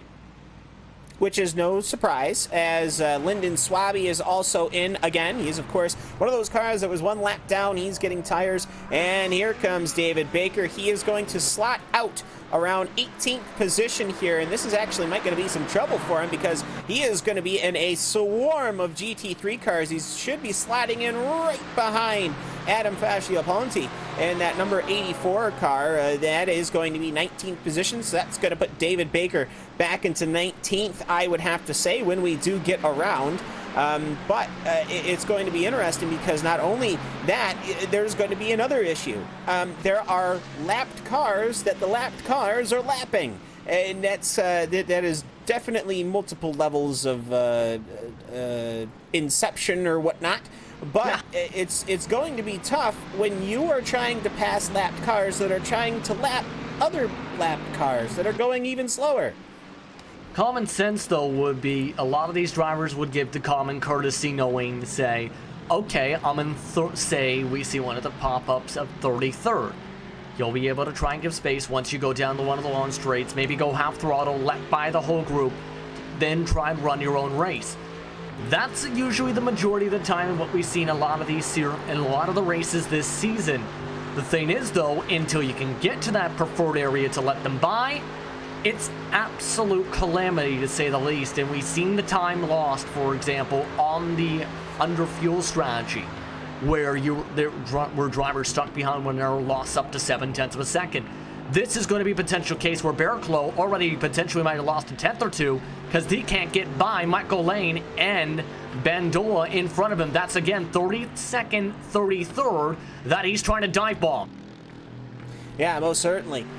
And it's tough. You're just sitting there. You're sitting and you're waiting. You're sitting and you're waiting. Now, this is actually almost going to pay off for as Michael Lane has to get back onto the racing surface. That pushes David Barriclow. Here comes the Ferrari of Yannick Danish. Danish wants to get onto the inside. He's not able to do it there. Michael Lane is actually going to wash way out, and he will do a four-wheel drift and stop the car. So, has not struck anything. Very unfortunate for Michael Lane.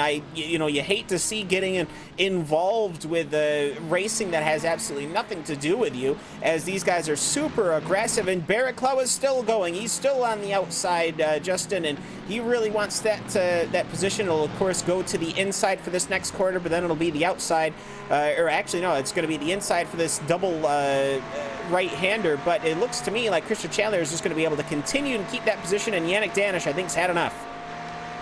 Yes, indeed, he tucks back behind Barriclow, follows on in the draft once more as they head their way towards the bus stop chicane, down Bonchemont towards the Bridgestone sign.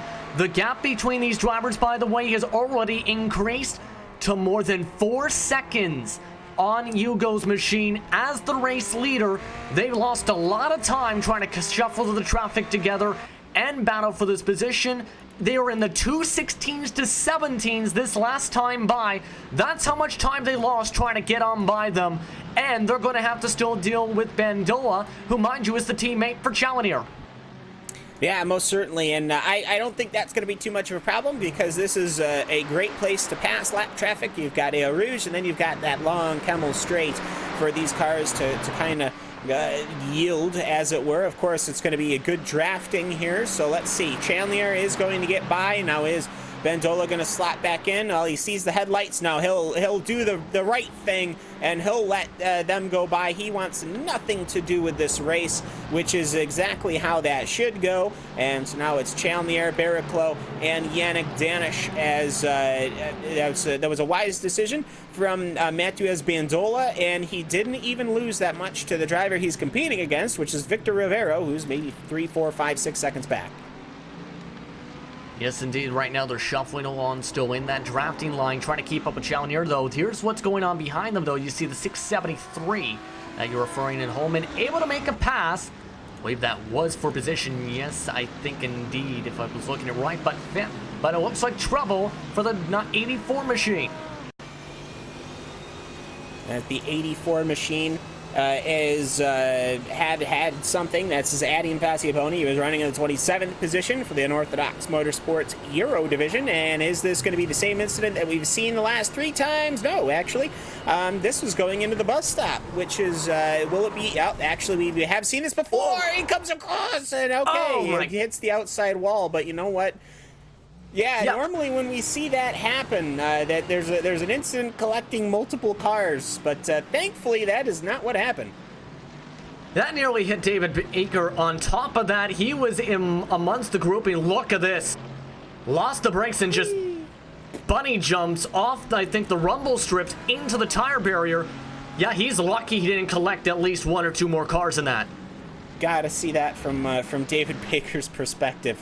That is a pants of changing moments. You're just sitting, everything's fine, you're doing great, we're in slow motion, and you can just see how big those rumble strips are. You can see how the mad car, oh my goodness me, as that is, you know, you're kind of just like, I don't think there's anything you can rationally do in that situation. You just have to keep on swimming at that point. That was close. Yeah, that was almost death for the race car, as some may say, in terms of the Twitch universe, to say the least. He's lucky he's still going, is all I can really say. But let's move back to 2nd, 3rd, and 4th, by the way. They're starting to actually close up a slight touch on the drafting zones of the track, and all trying to fall behind Challenger. They were in the 214s to very low, rather, 215s. Compare that to Hugo, who is currently again on his own by a long shot. He's right now in the 215-2s and potentially burning up a lot of fuel. Yeah, I mean, it's almost up to 4 seconds now. So for Oyo Jugo, now it's almost, what is the competition going to be between Jugo and David E. Baker? And also this is going to get to that situation where David Baker, I mean, is going to be pretty happy with this one. I mean, with all these guys racing, as here we've got a replay with Vovorski. It's another Grizzly car. It's another Audi. We're approaching Blanchimont. Does that mean that the rear end is going to kick out? That is exactly what happens this time. He's going to collect the outside barrier, ending Trevor Vovorski's day. Actually, he might be able to continue to go on, but for Vovorski, that is just, he has had a rough day. Yeah, spun out in 17th, not to jinx himself with the car, now has a lot of damage on the race machine, but 45 minutes in closing to go in the action today as we get ready for Race Spot Fan Immersion. Once again, though, we like to mention that today's race broadcast also supporting the Christie Charitable Fund. That's in part to raise funding for an organization that has more than just about 20,000 followers on Facebook and has support across different worlds. The specific case involved today is involving Wood, as we talked about earlier on in this race, Chris Wood specifically, where he's looking to give back to those that supported him. He was diagnosed with a neurodoctorine tumor 2 years ago and had an operation to remove the primary source in the intestine path. Unfortunately, though, has said it has spread. There is no operation to remove it. That's in the liver. That's in part to try and raise funds today. And of course, his major excitement and support of the major series. All the donations for the race tonight go towards the Christie Charity, or the Christie Charitable Fund to be specific. Again, a big time cause to try and raise funds, though. We're going to go to Race Spot Fan Immersion. Follow along with him. He has quietly been running in 15th position and has a chance potentially have a strong run at the end. 22 estimated laps to go, make it 21. You're watching Race Spot TV and the iRacing Esports Network.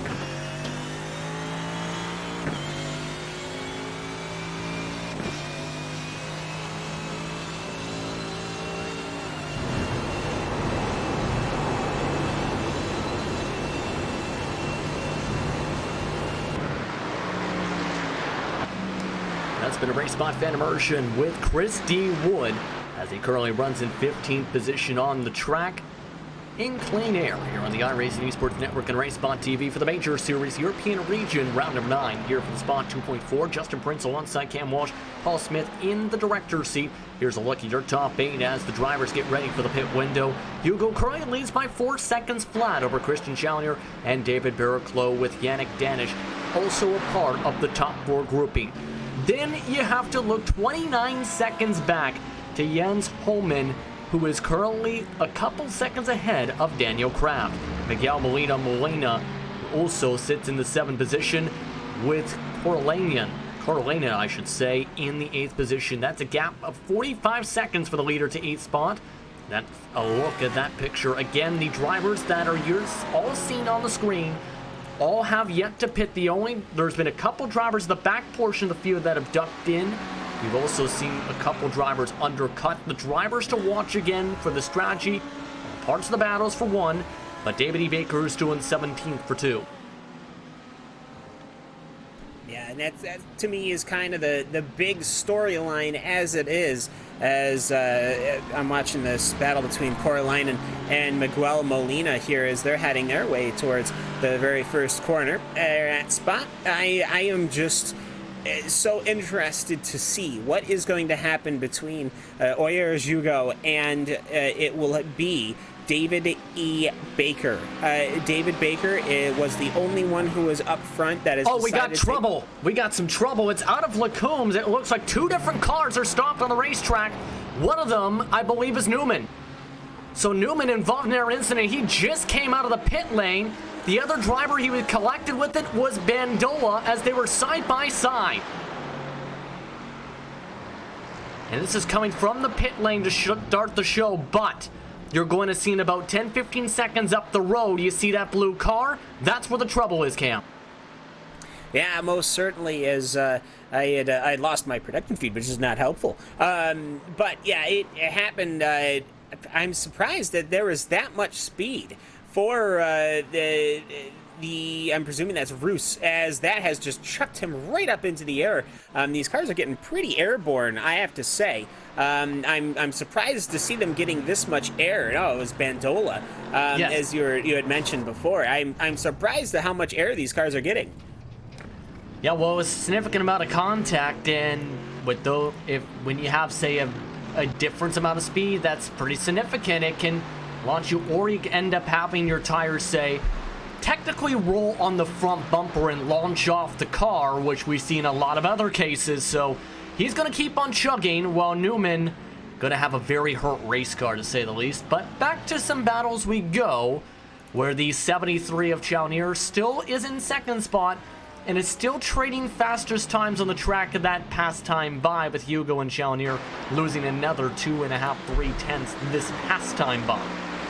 And if you're just joining us, it's Oyer Hugo, not Hugo. It's not Hugo. Hugo doesn't know how to race cars. As Corlanian tries to go on the outside now in that 851 machine of Miguel Molina, and I think he's got it through the bus stop, and that actually opens the door for Matthias Magnussen. So this battle here for the top 8 is going on strong, as Peter Corlanian is able to get by, and Magnussen is able to get by as well. So great racing here as the headlights come on for giving John Roberts the heads up. Hey, faster cars will be coming through the Kemmel Straight. So as we just get a replay of that as they went through the bus stop.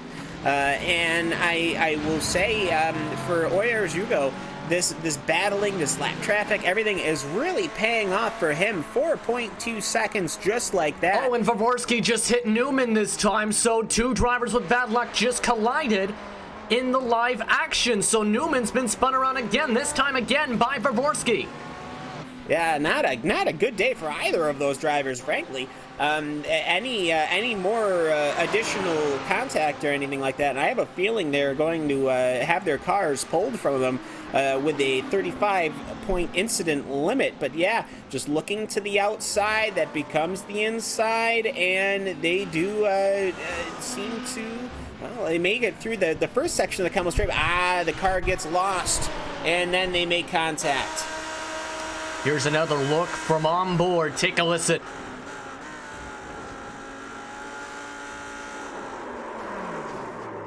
And you can just see having to loop it around to get it off the racetrack, but still keeping on chugging as Newman.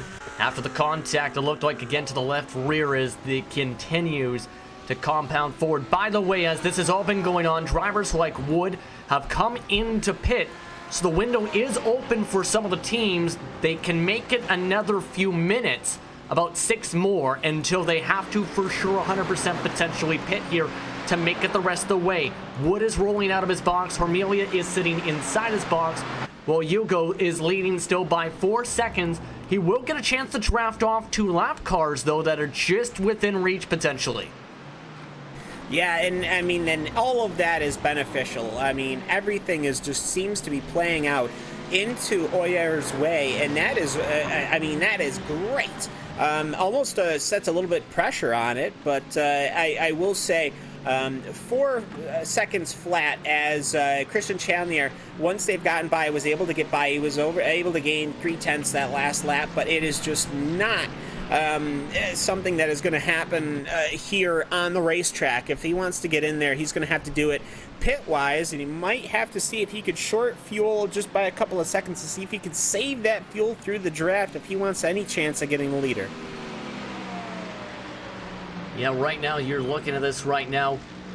Here's the reference point, by the way, for Baker, a minute 15 behind the leader, who was on the short pit strategy on his first stint, then took tires and fuel on the second stop. As you see the gap on the bottom side of your screen, that's not a great situation, though, because it takes 2 minutes alone for some of these teams to be in the pit lane. Yeah, and I mean, just between the whole of the stop, it's just I think that it's the window is quite past. And but mind you, that's a full stop should reference. The thing is, though, Cam, even then, I don't know where he's going to end up cycling out of this point. The way it's looking, I think Paul might be able to give some better insight on this. Yeah, yeah, so just having a look down our timing screens, one of the drivers who's taken a short pit stop in this last time, you mentioned him earlier coming into the pits, was Chris Wood. He was the cone to cone, 1 minute 32. So you would imagine the fact that these leaders are going a little bit longer, they're going another lap here, they'll be even shorter on pit road. So it's going to be tight between Baker and these guys, but Baker is on fresher tyres. But these guys, short pit stop, I don't know whether it's going to work for Baker. I don't know if it's going to work at this point either. There's a lot of different things that can happen, and we already have Daniel Kraft down the pit lane, 2 on top of that in 6th position, but it's going to get interesting. In these next couple minutes, we are expecting the leaders to come down, a majority of them, in the next minute or two, or next lap or two, rather, until they have to duck down for their final splash and goes. Thank you again, Paul, for stepping in there, or with the assistance there. But we're looking again at that train of cars. That is Enrico Leinhardt that has given Christian Schauner a big gap between 3rd and 4th. Yeah, and not only that, Christian Chandler, that last lap, now down to 3.2 seconds. He was almost 0.8 quicker than the leader of the race currently in Oyer Jugo in that Ferrari. So Christian Chandler is locking in that Mercedes for the Kinetic Racing team, and he just really wants to get this thing a-going. I mean, I think we all want to just get to that point of the pit stops. We want to see what is going to happen here as we are closing in on 30 minutes to go. 32 minutes to go here, and that means, according to at least my JRT's calculations, that there will be 15 laps to go from here. For the leader, so that is just going to be very exciting and interesting, I have to say, and I am just really wondering if one of these guys in the top group are going to try to underfuel. I would expect fully that we're going to see some underfueling at this point, because here's the reference point. Baker, when he underfueled, made it 14 laps on the 19-second pit stop. If they go around one more time, which they are indeed doing, the drivers inside the top 6 and onward, they can do that easily. Make the 14 laps, get to the finish line, go from there. Now here's the main question. And two on top of that, Challenger's been able to close in some time because the traffic. Hugo's breached behind. The traffic in question was Travis Henderson. How is he going to manage this gap now? He's up to a full second on drivers that are now side by side for P number 3, with Barraclos dealing with Danzig on the outside line, trying to take the preferred line. Can't get it done yet as Barraclos tries to push him up the racing line. Able to get a boost, has to slide the tires as they stay side by side. Absolutely fantastic. They go in the long downhill right-hander here now. If they continue to go this way, the 555 is probably going to have to yield that position as they go through No Name. He is going to. There you go. So Yannick Danish, just like that, is able to get the third position away. He's starting to make his moves. He doesn't want to get stuck behind anybody because what can tend to happen is that the defensive driver is defending the position they're currently in, whereas the attacking driver, in this case it would be Yannick, is not just thinking about that position, but the position ahead of that. He wants to see if he can climb up to second. I think there's a chance he could. He's been in the mix all day. Danish has been. However, that battle and the lap traffic cost him 2 seconds on Challenger's back end. And they're about to have to duck down, mind you, too. So it's going to get where that could be a fairly decent cost-worthy amount of time lost on the stop, where the only way he might be able to gain it is under fueling a bit more and having to stay out an extra lap to try and balance it back, because the times are still fast. Still 2:14s to 2:15s for a majority of the field. They are going one more extra time, it looks like. Yeah, and so they are going to run these tanks dry, I have a feeling, for both of them. And it looks to me like, as far as fuel games or fuel malarkey, there really isn't anything for either of these car manufacturers to really make it so it's a prudent part of the plan. Run the tank till it's empty and fill it so you have enough to make it until it's empty again. But I will say for both Yannick Danish and I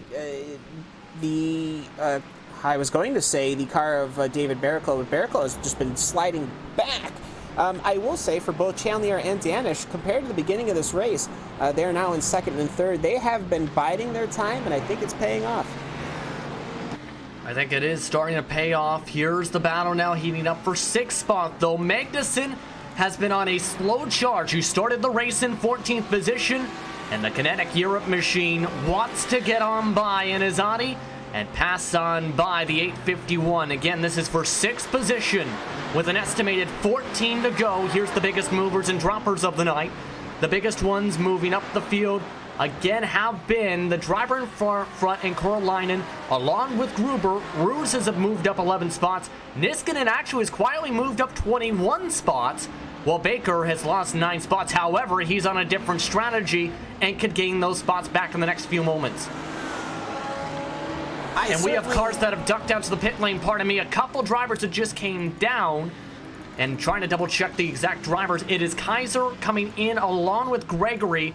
So some of the drivers have elected to come in. This is towards the back end of the lead pack.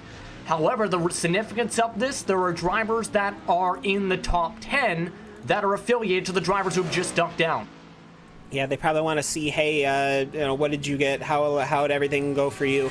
Benjamin Gregory actually having probably one of the best pit stop locations is just literally as soon as you get in. As, yeah, Kaiser is in right now. We'll see whom else is looking to make the move here. Oyer Jugo has gone by pit entrance, so obviously he's staying out. But I wonder, how long is this stint going to be compared to his first stint? He pitted on lap number, let's see here, lap number 27 is when he came in, and now we're on 51, so 27 laps. That's lap 54. If he's going to follow that logic, he's got 2 more laps. Yeah, and seeing as he has had very quick lap times, I wouldn't be too surprised if he's able to really dust David Baker and not even consider him anymore, which is, I think, to me, fairly understandable. It's a 1 minute 16 gap. But I don't have the stint to flag the flag, as it were, in pit lane. But Koralainen and Magnussen are still fighting for that 6th position.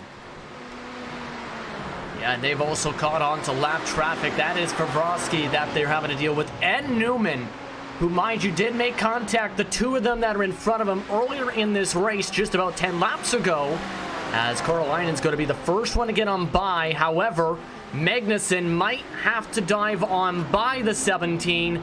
He's going to become a pick for the 851 and help him gain some time as Favrovsky takes the line away from Magnussen and loses him about a car length as he finally tries to dive to the inside. Can he clear him? Yes, he can. And still side by side, rather, with the traffic as he finally lifts. However, did lose about a 10. Yeah, and I will say it is interesting to see just how assertive this lap traffic is being in protecting their own space. They are racing their race, and they are not afraid to tell anybody about that fact, which is great to see. I think that there obviously needs to be more of it, because when you get used to lap cars just jumping wheel and letting you on by, you sort of start expecting that, and that's not how you should do things. By the way, this is from Paul Smith with the information. The cone distance for Gregory, for example, on a 19.7 pit stop was 1 minute 22 seconds, 0.1. That's where the driver, so let's say, that put in half a tank of fuel go with. The thing is, though, we're past that point where they would need the full half a tank. There's a chance right now, the way they're stretching and the way it's looking like, they might be able to get away with up to just above a third of a tank, which is maybe an extra couple seconds less. Which we were talking about exiting. Oh, and 6th place is coming in.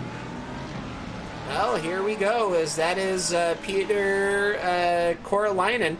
He is going to be coming in here, that 851 Mercedes. Now, is that going to be the important thing? It's the Mercedes. So are the Mercedes going to have to come in before the Ferraris? Is another thing you have to keep an eyeball on, which is just adding to the complexity here at Spa after it is just a 2.4 hour race, but it's surprisingly deep, which is great to see also. And you can see him drop down the leaderboard to 11th on back. He is now one of the first in the top 10 right now to come down the lane. That means a lot of the leaders might be coming in this time, if not next time by, for their final scheduled stops. An estimated 11 laps to go this time by for Hugo. As you see Koralainen stop in his box. Where is Hugo for reference's sake? He is currently working his way now down the Core Paul Frivier down towards Blanchimont. Wow, Koralainen still sits inside his box as you see him on your screen. And the pit stop timer is ticking away here as he has eclipsed 1 minute on pit lane, as Oyers Hugo is now coming on through here as Koralainen. Now, this isn't nobody's going to say he's going to come out anywhere near the leader, but we just want to see the perspective of this for when Oyers Hugo comes in. It was a 19.5 second, which was just about the same length as the Audi of David Baker, which means that he has overfueled that car, because we have got only 10 laps to go, and we know that the Audi made 14. Yeah, here's the thing, though. You might not, say, have that selection opportunity if there's that possibility to be able to take the exact amount you want. Say he might have thought, I'm used to taking the half fuel go from there. And he might not have thought, I want to risk going to click down a little less on the 30.38 gallons. And it gets interesting. It gets interesting with that. Here's the stint, by the way, for the leader. 26 laps now is the distance for Hugo. Again, the distance he went before, about 28 laps for his first stint of the race. That would put him to pitting at 9 to go. Yeah, most certainly. And you can stop the fueling if you know you're taking too much. You certainly have that option. It's not set in stone, as it were. but I'm just surprised as Molina is coming in that now, okay, 19 seconds of fuel will get you 14 laps around Spa in an Audi. So, when it's your turn, you take 19.5 seconds for 10 laps to go, according to my JRT, which is typically actually fairly accurate. So I'm surprised that there is that much fuel in it that will take him out of contention for the very tippity top, but that's okay. He's going to have a nice, safe, and secure rest of his race, I think, as Molina is in as well. Yes, again, Molina is into the pit lane for the final scheduled stop for that machine. They were in the 7th or 8th position as the leader you're still following along with is still in front by 3 seconds. But Challenger has been able to close in 3/10 in this sentence alone. Let's see if Hugo comes in. Yes, he is. The 258 coming in for his final scheduled stop with an estimated 10 to go, under 11 to go, rather, in the race. And here comes Challenger. So, and here comes Barriclough and Travis Henderson, which isn't really going to matter that much because, he's not really running up front, but here we go. So the track map is going to show specifically Baker because we have the technology to do that. And, well, Justin, here we go. Here is the race. For those that are just tuning in, David E. Baker started off his window of the race with a short pit of 19 seconds. He eventually pit for tires and fuel when he ran out of tank on that one. That was half a tank of fuel. He was a minute 15 seconds back before the window opened up. He's right now, at the time he went into the cone, a minute 10 seconds back as one of the fastest cars on the racetrack. You see the blue bubble moving its way through Blanchimont. Hugo is not even in his pit box yet. The question is, how much fuel does he put on the 258 machine? As the high-speed machine stops in the stall, Challenger also stops inside the pit stall while Barriclough follows them in. Through the bus stop, in fact, right now, goes Baker. He's already moved himself up to P10 on the racetrack. Hit 15 seconds of fuel. Hugo's gone. Hugo's gone. He's got the lead by a decent chunk. He might have just won the race. He's the first of the drivers out with a 17-second stop. Challenger 16.4, 17 flat for Barriclough. He's now pulled away by more than 3 seconds to virtual P1. Yeah, and just like that, Hugo has stamped it down. Challenger didn't even get out anywhere even remotely close to him. He took on too much fuel. Same thing with Barriclough as well. I'm surprised none of these guys really tried to not take a lot of fuel. That is going to put David Baker back in the 5th position, which, you know what, give him credit. That is where he was before the pit stop cycle, so that means that they will be rejoining, as it were, once these guys cycle around and everything becomes tidy and official. So I'm surprised people are taking that much fuel. And the reason that it's not for P1 yet, the 270 of Danich is up in front now. He stayed out 48 seconds is the gap now towards Magnus and the other driver who stayed out. 57 seconds to the 258, the virtual P1 driver. And he's going to have 9 laps to go. His stint, mind you, he extended it a bit more the first one, so he can have the option of putting a little bit less fuel. I'm looking at the totals now on my side of things. The drivers can specifically go at 3/10 intervals, essentially, for their specific gallons inside the tank, inside the race car, inside the pit box. That can make it interesting, try and get the exact total. Thing is, though, he's got to have to know the exact amount potentially to make it to the finish, to make sure he gets this lead and potentially saves a couple seconds. He was in that group that was 3-4 seconds behind Hugo.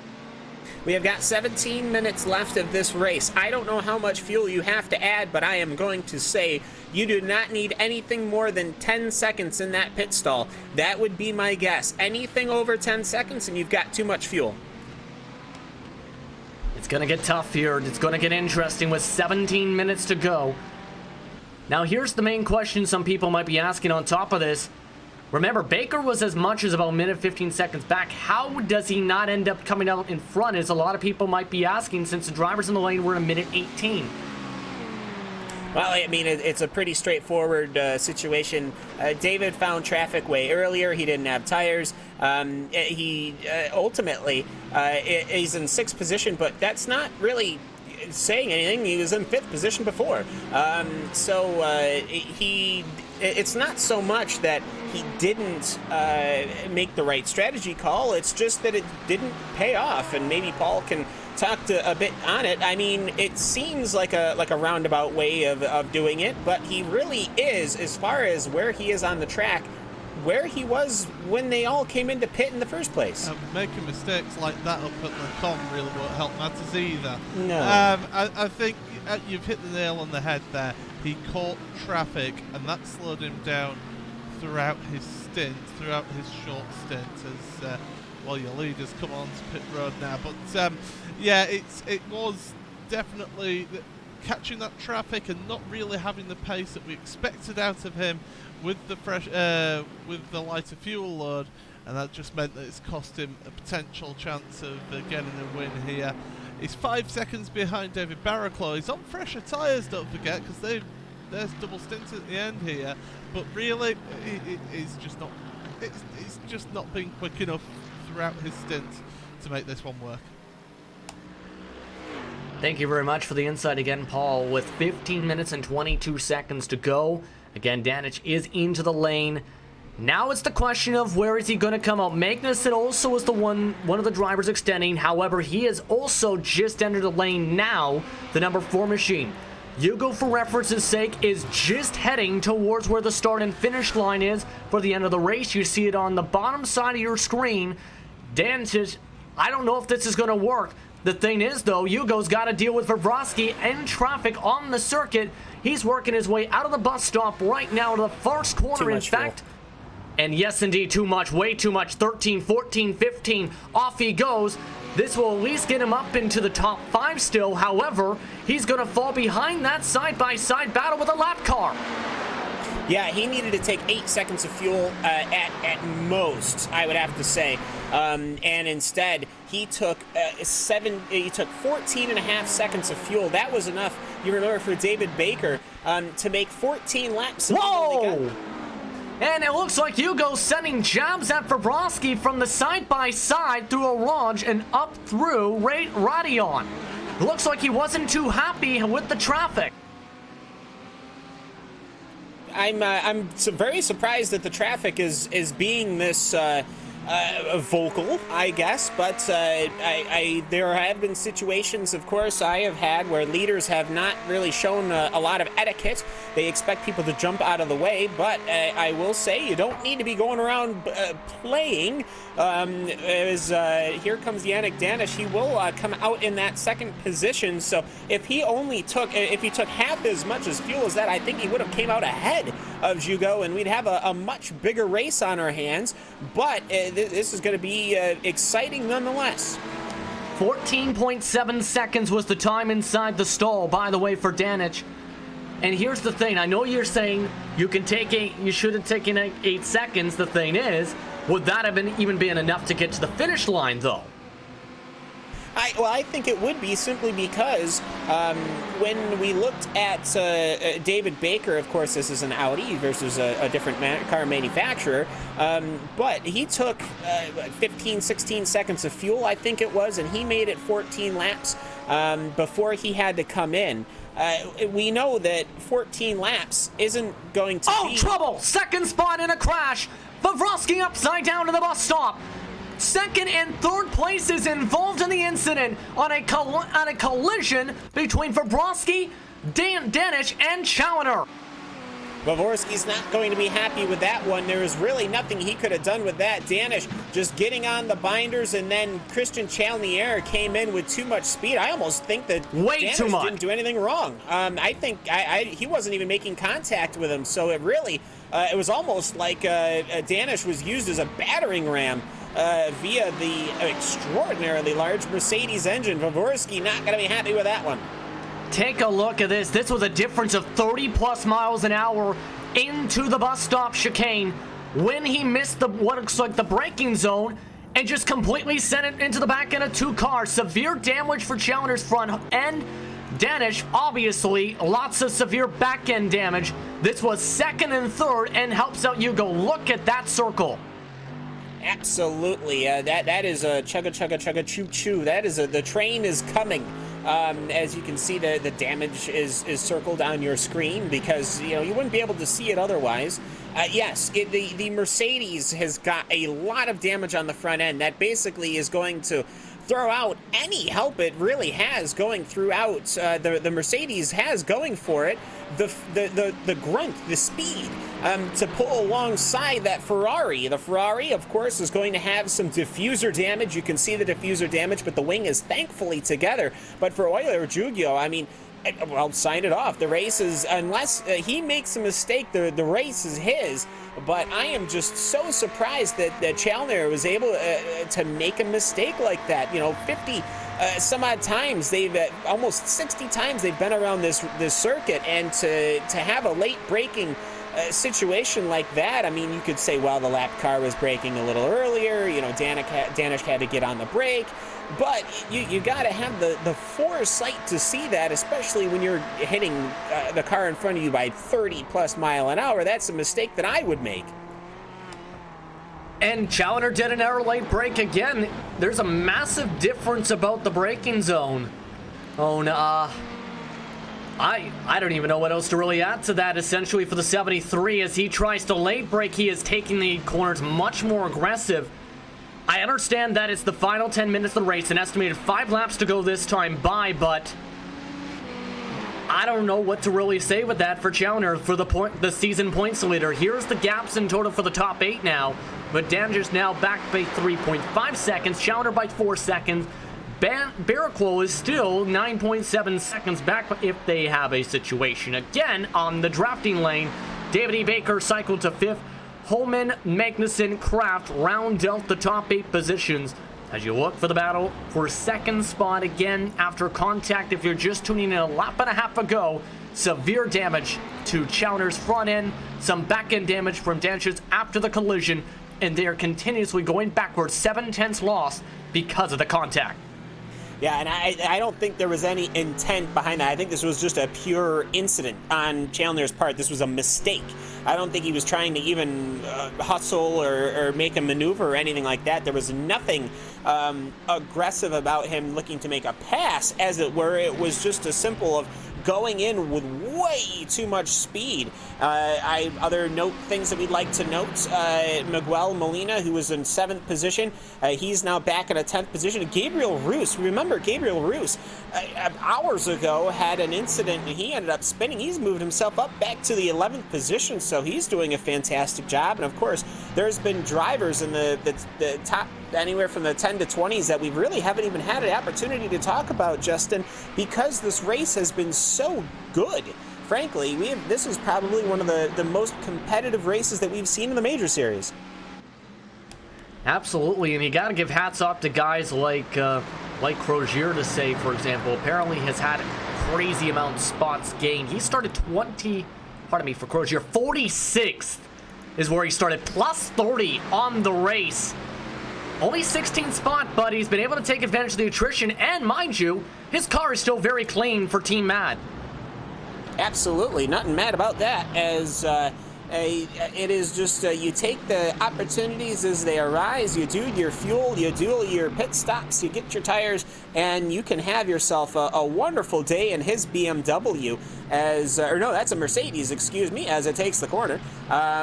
And it is just great to see, and he's still looking to make positions here, as he's looking to perhaps make a maneuver on Chris Wood, as they'll go by the lapped car here. It's the 845 versus the 319. They're both Team Mad drivers. They're teammates. They're fighting for position here in the closing stages of the Major Series Spa 2.4 here on the iRacing Esports Network. And drivers are trying to fight like mad, like Travis Henderson. This is for position for 25th, I believe, on the track. Yes, that is Christopher Moreau on the outside. Let him on by, and moving into the spot goes the 24th Henderson, who's also had some ups and downs on the race. Good to see him at least keep on chugging along. -3 on the day. He also had a couple spins in the daytime of this event. Yeah, and it really is kind of the tale of two cities here with the daylight and the nightlight.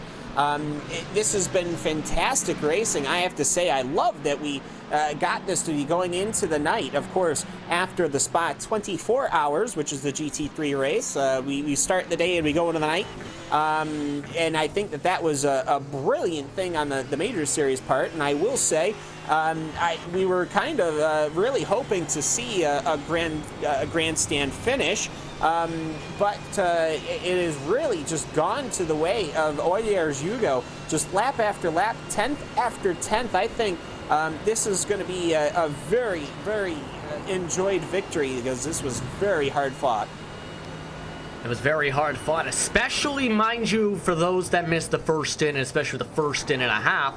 It went back and forth in that lead for some moments between guys like Hugo. Danish was a part of the mix. Challenger was quietly watching along. David Barraclough had a strong first half of the race. He will finish off in 4th. Quietly, it's been good points days as well for Magnussen, who is in 7th position, came in 2nd on the day. He'll still lose ground, though, to his teammate Challenger, while Gabriel Roux 3rd in the points in the top 11 at the moment with 5 minutes and 32 seconds to go on the clock as you follow up the hill. By the way, just a sheer coincidence in part, the 24 hours at Spa are just next week, actually. Yeah, it's going to be... Hold on one second. Let's go and look at P2 side by side. Challenger wants to battle for the spot. Look who's there, though. It's Fabrowski that gets in the way. And Fabrowski isn't doing anything wrong. He's just holding the line. Now, he should be yielding. There he goes. He certainly, there was the risk of the old NASCAR helmet chucking, hand out the window sort of attitude, but Trevor did not do that, and we have to say, if you're surprised to see Fabrowski's car still out on track, Trevor Fabrowski at Grizzly Racing is looking to get points here, because the points are very important, and Fabrowski is up there as far as the point standings go. And yeah, it is going to be quite a good couple of weekends of iRacing action, because of course we have the majors this weekend, which has been fantastic, and we'll set you up for the iRacing 24 hours, which is of course 1 week before the real life Spa 24 hours. So it's a Spa month here in July, I suppose. Yeah, it's gonna be fun.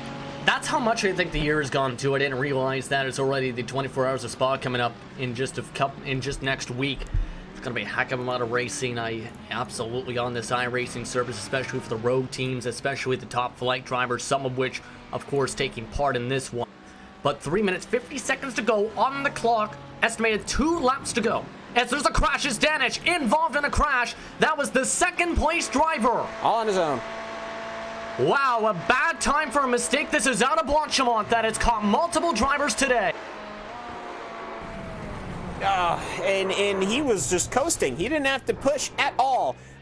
So this is just a straight up mistake, and that is just so unfortunate. The very end of this race for Yannick Danish, after doing the overrun, after staying out, and he tried to gather it back up and lost it and crashed hard into the outside wall.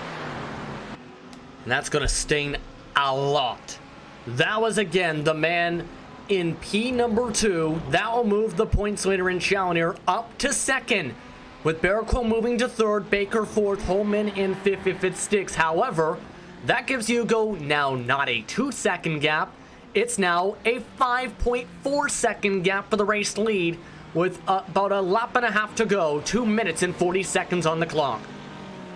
Which means that it was, 2 laps? He only had to make it around 2 laps, and he would have had 2nd position in a long, hard-fought race. And instead, he is looking to finish maybe in the top 30 with 2 laps to go. So, Oyers Hugo, however, the 258 Ferrari, the white with a green top machine, has been absolutely stunning all day long. And Justin, I have to say, there were quite a few moments when it was wide open who would take victory, but once that 2nd stint started, it really became Hugo's race, and he took it.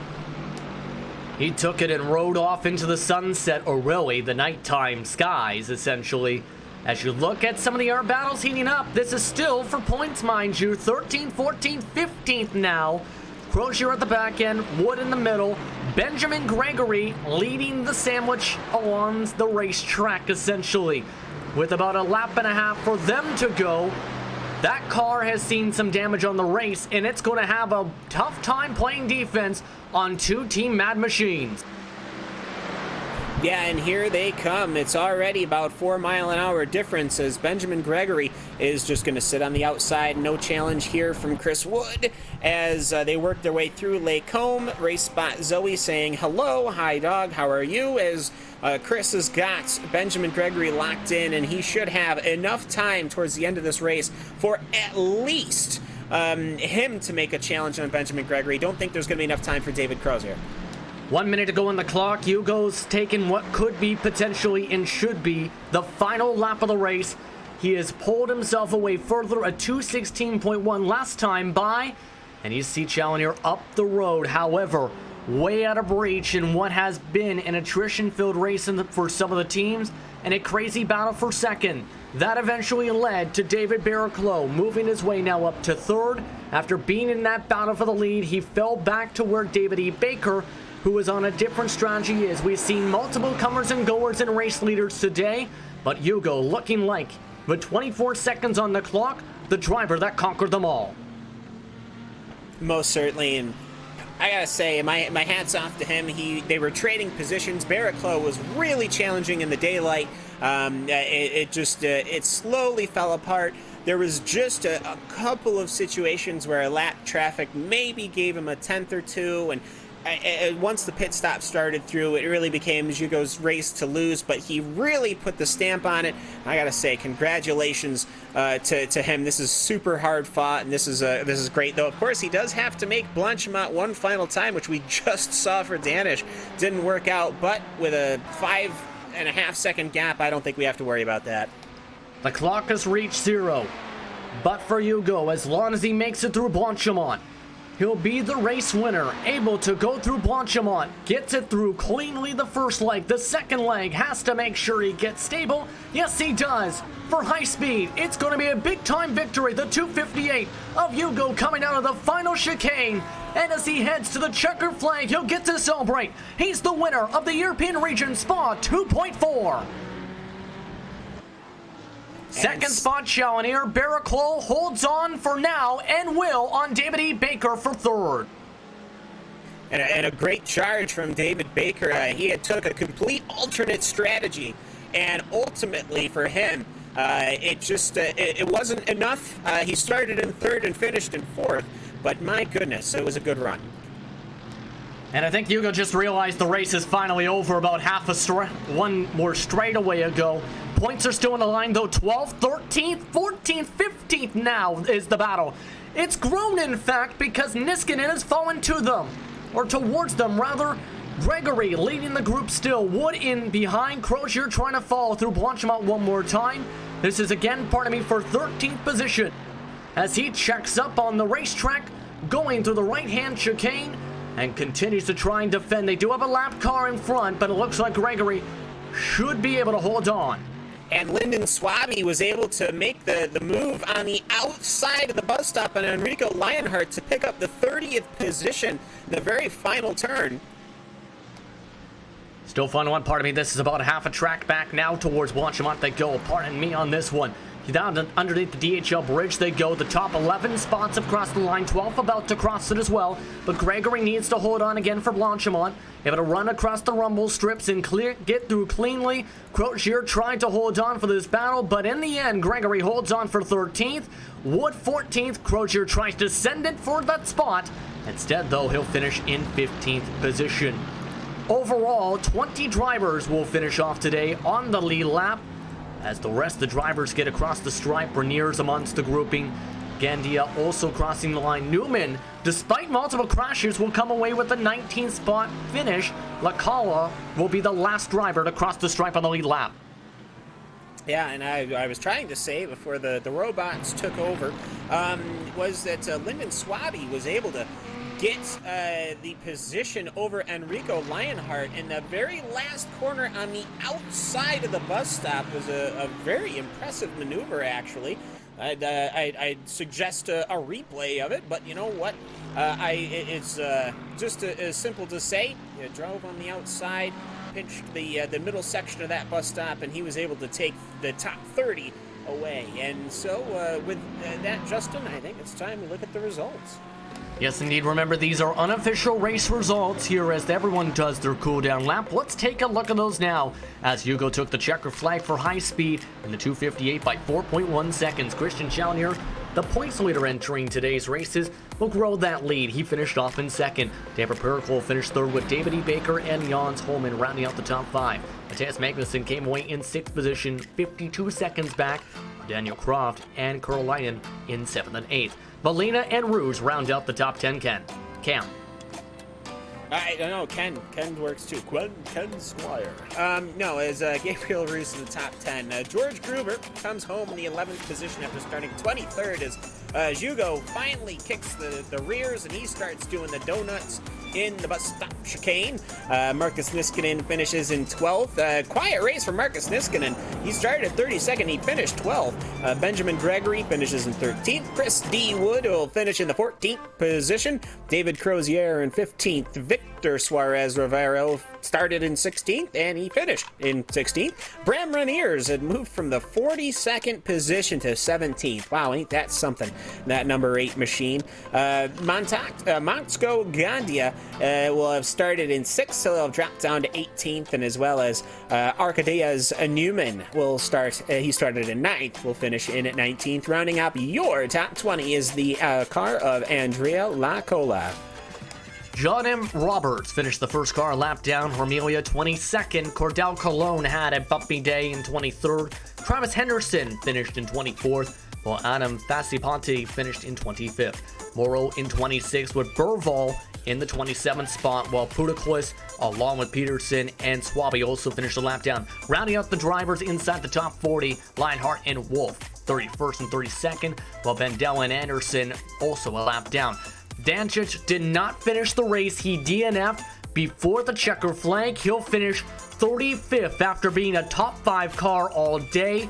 Painful finish for the 270 machine. Jean-Francois Arsenault finished 36th, with Juan Vavrovsky, Kaiser, and Pratt rounding out the top 40. Rounding out the drivers, these were the DNFs: Lane, Norden, Garnier, Orlinski, Thompson, Bunn, along with Rajkovic, are the drivers that did not finish the event today in the Spot 2.4 Cam.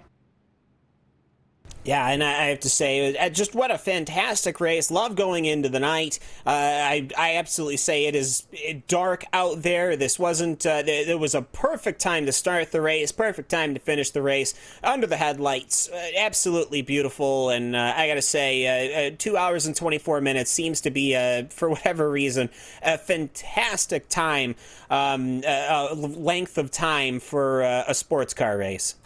We'll take a quick break. When we come back, we'll have more post-race coverage. You're watching the Major Series European Split, the Spa 2.4 from Circuit Spa Francorchamps from beautiful Belgium. We'll be back after this.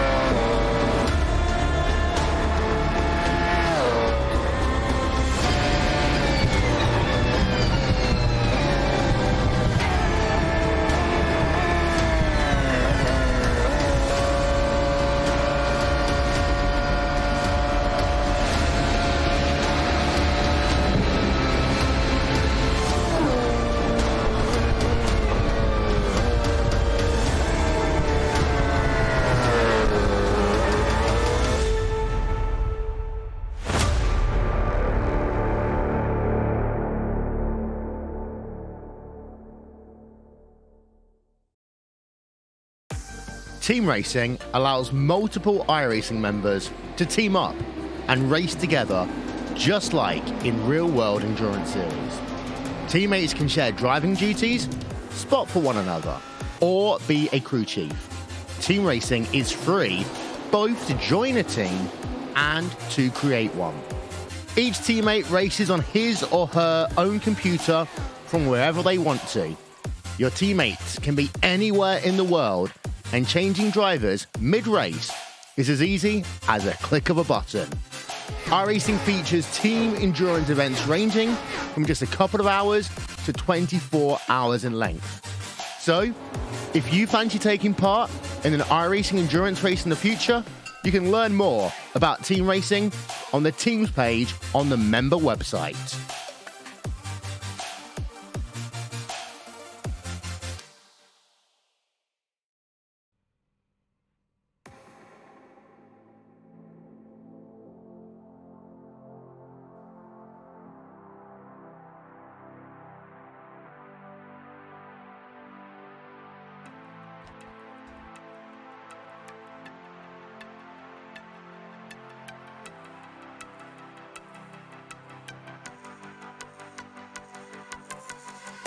Welcome back, everyone, to RaceSpot TV, the iRacing eSport Network's coverage of the Major Series European Split, Spot 2.4. It was a heck of a race today here from beautiful Belgium, as we've seen a lot of comers and goers, a lot of different leaders, and a lot of different strategies take place at the checker flag. Again, Hugo taking the checker flag by 4.1 seconds. Challenger Barraclough rounding out the top three for this one. And while some of the Torque Freak Racing drivers are currently having playtime, one driver that's getting to play on the third step of the podium that's joining us is David Barraclough. And what was a pretty exciting race, and a driver that led for parts of the first half of the race. David, your thoughts? Hi guys, yeah, that was a really exciting race to be in, and I imagine to watch as well. Lots of side by side in the first kind of 2 hours, I would say. Kind of ran out of steam a little bit at the end, but I was really happy to be there to pick up the pieces. Something must have happened on the last lap or so to pick up the pieces, pick up the podium. That was yeah, nice result, and I'll take it. For reference's sake, that was contact first off with some lap cars and going to the bus stop between Challenger, along with the driver that in second spot at the time. I'm along with the 17 of Aroski. That eventually led later on to the second place car crashing through Blanchimont. That's how that cycled all the positions forward once more. But there was a lot of different strategies in this race tonight. A lot of different drivers, short pitting, short fueling, in fact, in this race. How difficult was it to try and calculate, okay, when's the best time to come in to try and get this race lead? Yeah, it was a tricky one because going in on paper, I thought the strategy of staying out as long as you possibly could, running the car nice and light on the fuel would be the one to go with. But it all came down to the kind of the field spread where the lap traffic ended up being. And I think David E. Baker almost caught me for third place at the end, and he'd taken that alternate strategy. So it obviously worked reasonably well for him. And it'll have to be something I'll have to think about a little bit more if we do another one of these at some point. But I was pretty happy with my strategy. I think on the offset we had a fairly clear track. I think it's just I ran out of tires a little bit towards the end of the stints compared to the guys around me, I noticed, and I think that's something that was a bit unfortunate. But at the end of the day, I mean, it all kind of evened out. I was pretty quick at the start of the stint. And yeah, just happy to be there, and grateful to be around to pick up the pieces and pick up the podium, really. I was going to ask about the tire wear potentially, seeing you strong in the first stint, then just slowly fade away. But it was a race, again, that had a lot of difficulties. Let's talk about, say, the traffic, because you got behind some traffic and lost Challenger before the final pit stop window. By reaching said traffic, it looked like. How do you feel about the traffic management tonight? Yeah, it's one of those things. I mean, it's tricky. I get it, because there were a lot of guys out there, fighting for their own positions a lap down, which is fine. And the problem with these GT3 cars, they are so sensitive to to the aero wash, to being that close behind, that when you come up behind them, and if they did just stay there for a couple of corners, you can lose time. So, but it's one of those things, and unfortunately, I think I got a little bit of the bad end of the stick, but it happens, and yeah, we move on. Move on indeed to the Kings Royale. That is at Eldor with the World of Outlaws machines, the Dirt Wing Sprint 410s. Lots of possible entertaining situations, to say the very least, on the dirt. Your thoughts about the next race going to a dirt track?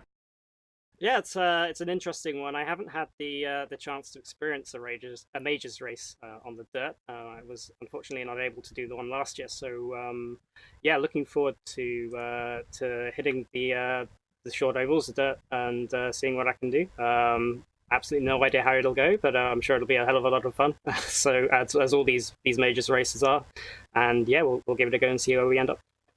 Is there anyone you want to thank before we let you go here today? Yeah, first of all, I'd just like to thank the team. We've been working quite hard. We don't normally run the GT3 car. We're more of a kind of a GTE or an LMP1, LMP2 type team. But yeah, we've all jumped in the GT3 cars in the run up to the Spa 24-hour race, and just so happens that this one was obviously being held at the same track the week before. And I'd really like to thank especially teammate Tim. He put in a lot of work to sort out the setup, and unfortunately, he wanted to do this race, but unfortunately, he was not able to do it. So, yeah, big thanks to him and all of the rest of the guys on the squad helping with the set. Secondly, I'd like to thank our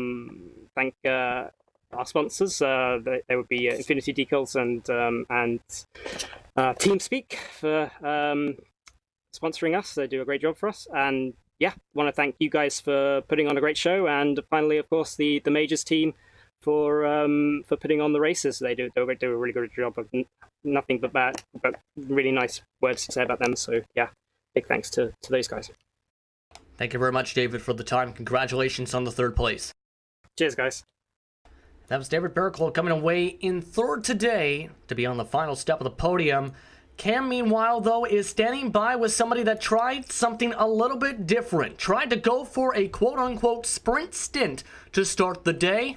He eventually came away in fourth. Cam is standing by with David. Cam? Yeah, I'm here with David E. Baker, and I have just one question. Well, first of all, how are you?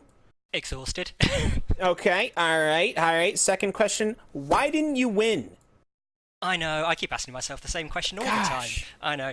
That was a really tough race. I mean, the guys out front just had so much pace. I thought, I've got to try and throw a bit of a curveball with the strategy. Sadly, it didn't pay out, but if I didn't gamble, well, then I couldn't say at least I tried. I will say, I mean, as far as the strategy goes, you were the one that probably took the biggest adventure. I was wondering to see whom up front was going to try it, and it very nearly worked, but just... as it happened after that hour, it had kind of, we pulled up the track map even, right when that time came for you to, what would be the fast sprint to where you were supposed to have an open track, low fuel, and whatnot. It ended up being, that's right when you guys caught the actual lapped field to lap them, and that kind of poo-pooed that, as it were, but still a fourth place. Normally when we see people take these attempts or these tries, they'll end up in the top 10 and it'll be a disaster, but you hung out with it and you ended up coming home in fourth.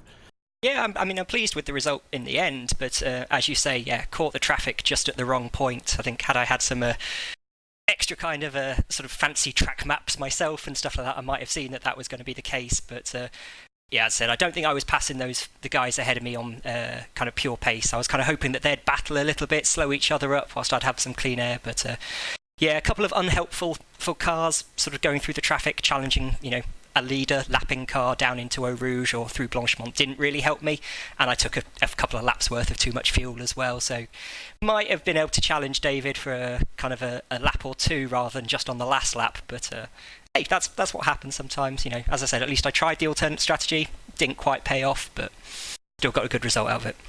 Yeah, absolutely. And the fuel thing. So you're saying you had too much fuel with the 14 seconds? Because everyone had taken, like, for their short stints, which were twice as short as your short stint, they were taking like 18 seconds worth of fuel. And I'm sitting there thinking, these guys probably could have only taken, 8 seconds if they were only going to run, 7 or 8 laps. But either way, I will say this is a great prepper, as it would be, because next week we're going to have, instead of a 2.4, it'll be a 24-hour race here at Spa.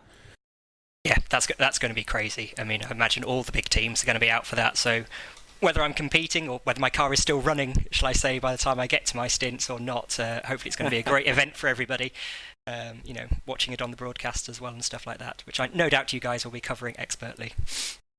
But they will be covering it expertly. I don't know when. I don't know whenever my stint's going to be. It's probably going to be me and Randy overnight. So all the parts before and after that will be fantastic. But it'll be interesting when we get to it. Hopefully your car will still be around by then. Oh, fingers crossed.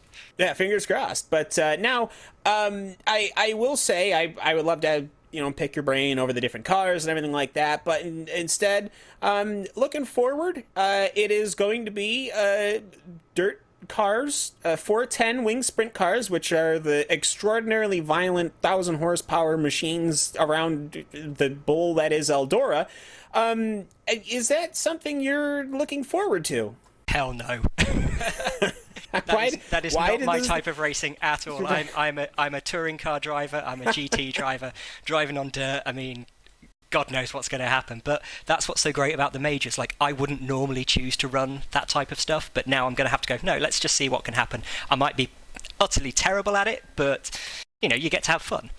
Absolutely, and there's certainly going to be, it's not just going to be the 130-lap event, of course. When we do the dirt racing here in majors, there's always plenty of the heats and the finals and stuff like that to set up the final grid. So it's always a good time, and I think that's probably one of the fun things about the majors is that there's just so much going on. But either way, David, it's been great to have you. Anyone you'd like to give a shout out to or thank before we let you go? Just the whole team at CQR. Fortunately, one or two of them couldn't run today that were hoping to run, and I know they'd have been just as quick, if not as quicker than me, so we were on course for some good points, so hopefully you'll see us back as a slightly stronger team for some of the other runs. You guys for obviously covering the broadcast, and Mike and the rest of the team for putting on what is an amazing sort of league and series. Well, there you go, David. Well, congrats on the finish. Absolutely going way out for your attempt. And my hat's off for you for basically, even if you just finished where you started, you still managed to pull it off compared to how everyone else does. So congrats. And well, we'll see you next time. Thank you very much. Take care, guys. So with that, we'll look back to Justin Prince. And Justin, I have to say, starting in the day, going into the night, absolutely fantastic. This was a very aggressive race from the beginning all the way to the end. Yes, indeed it was. We've seen, as mentioned, a couple different strategies. A couple of them worked, one did not. But in the end, Hugo was able to take advantage of track position, take the checker flag, and win by 4.1 seconds. Congratulations once again to Olivier Hugo to take the checker flag over Christian Schauner. Also like to thank David Berklow and David E. Baker for appearing tonight for post-race interviews. But it's time to say goodbye here on the iRacing Esports Network on RaceSpot TV. For Paul Smith and Cam Walsh, I'm Justin Prince saying so long. We hope to see you next time for the Major Series European region when we head to the dirt on August the 4th. We hope to see you then for the action. Also be sure to stick around because the North American split's coming up at 7 p.m. Eastern. You can see GSRC's coverage here on the iRacing Esports Network. But with that, enjoy the rest of your Sunday and have a wonderful night.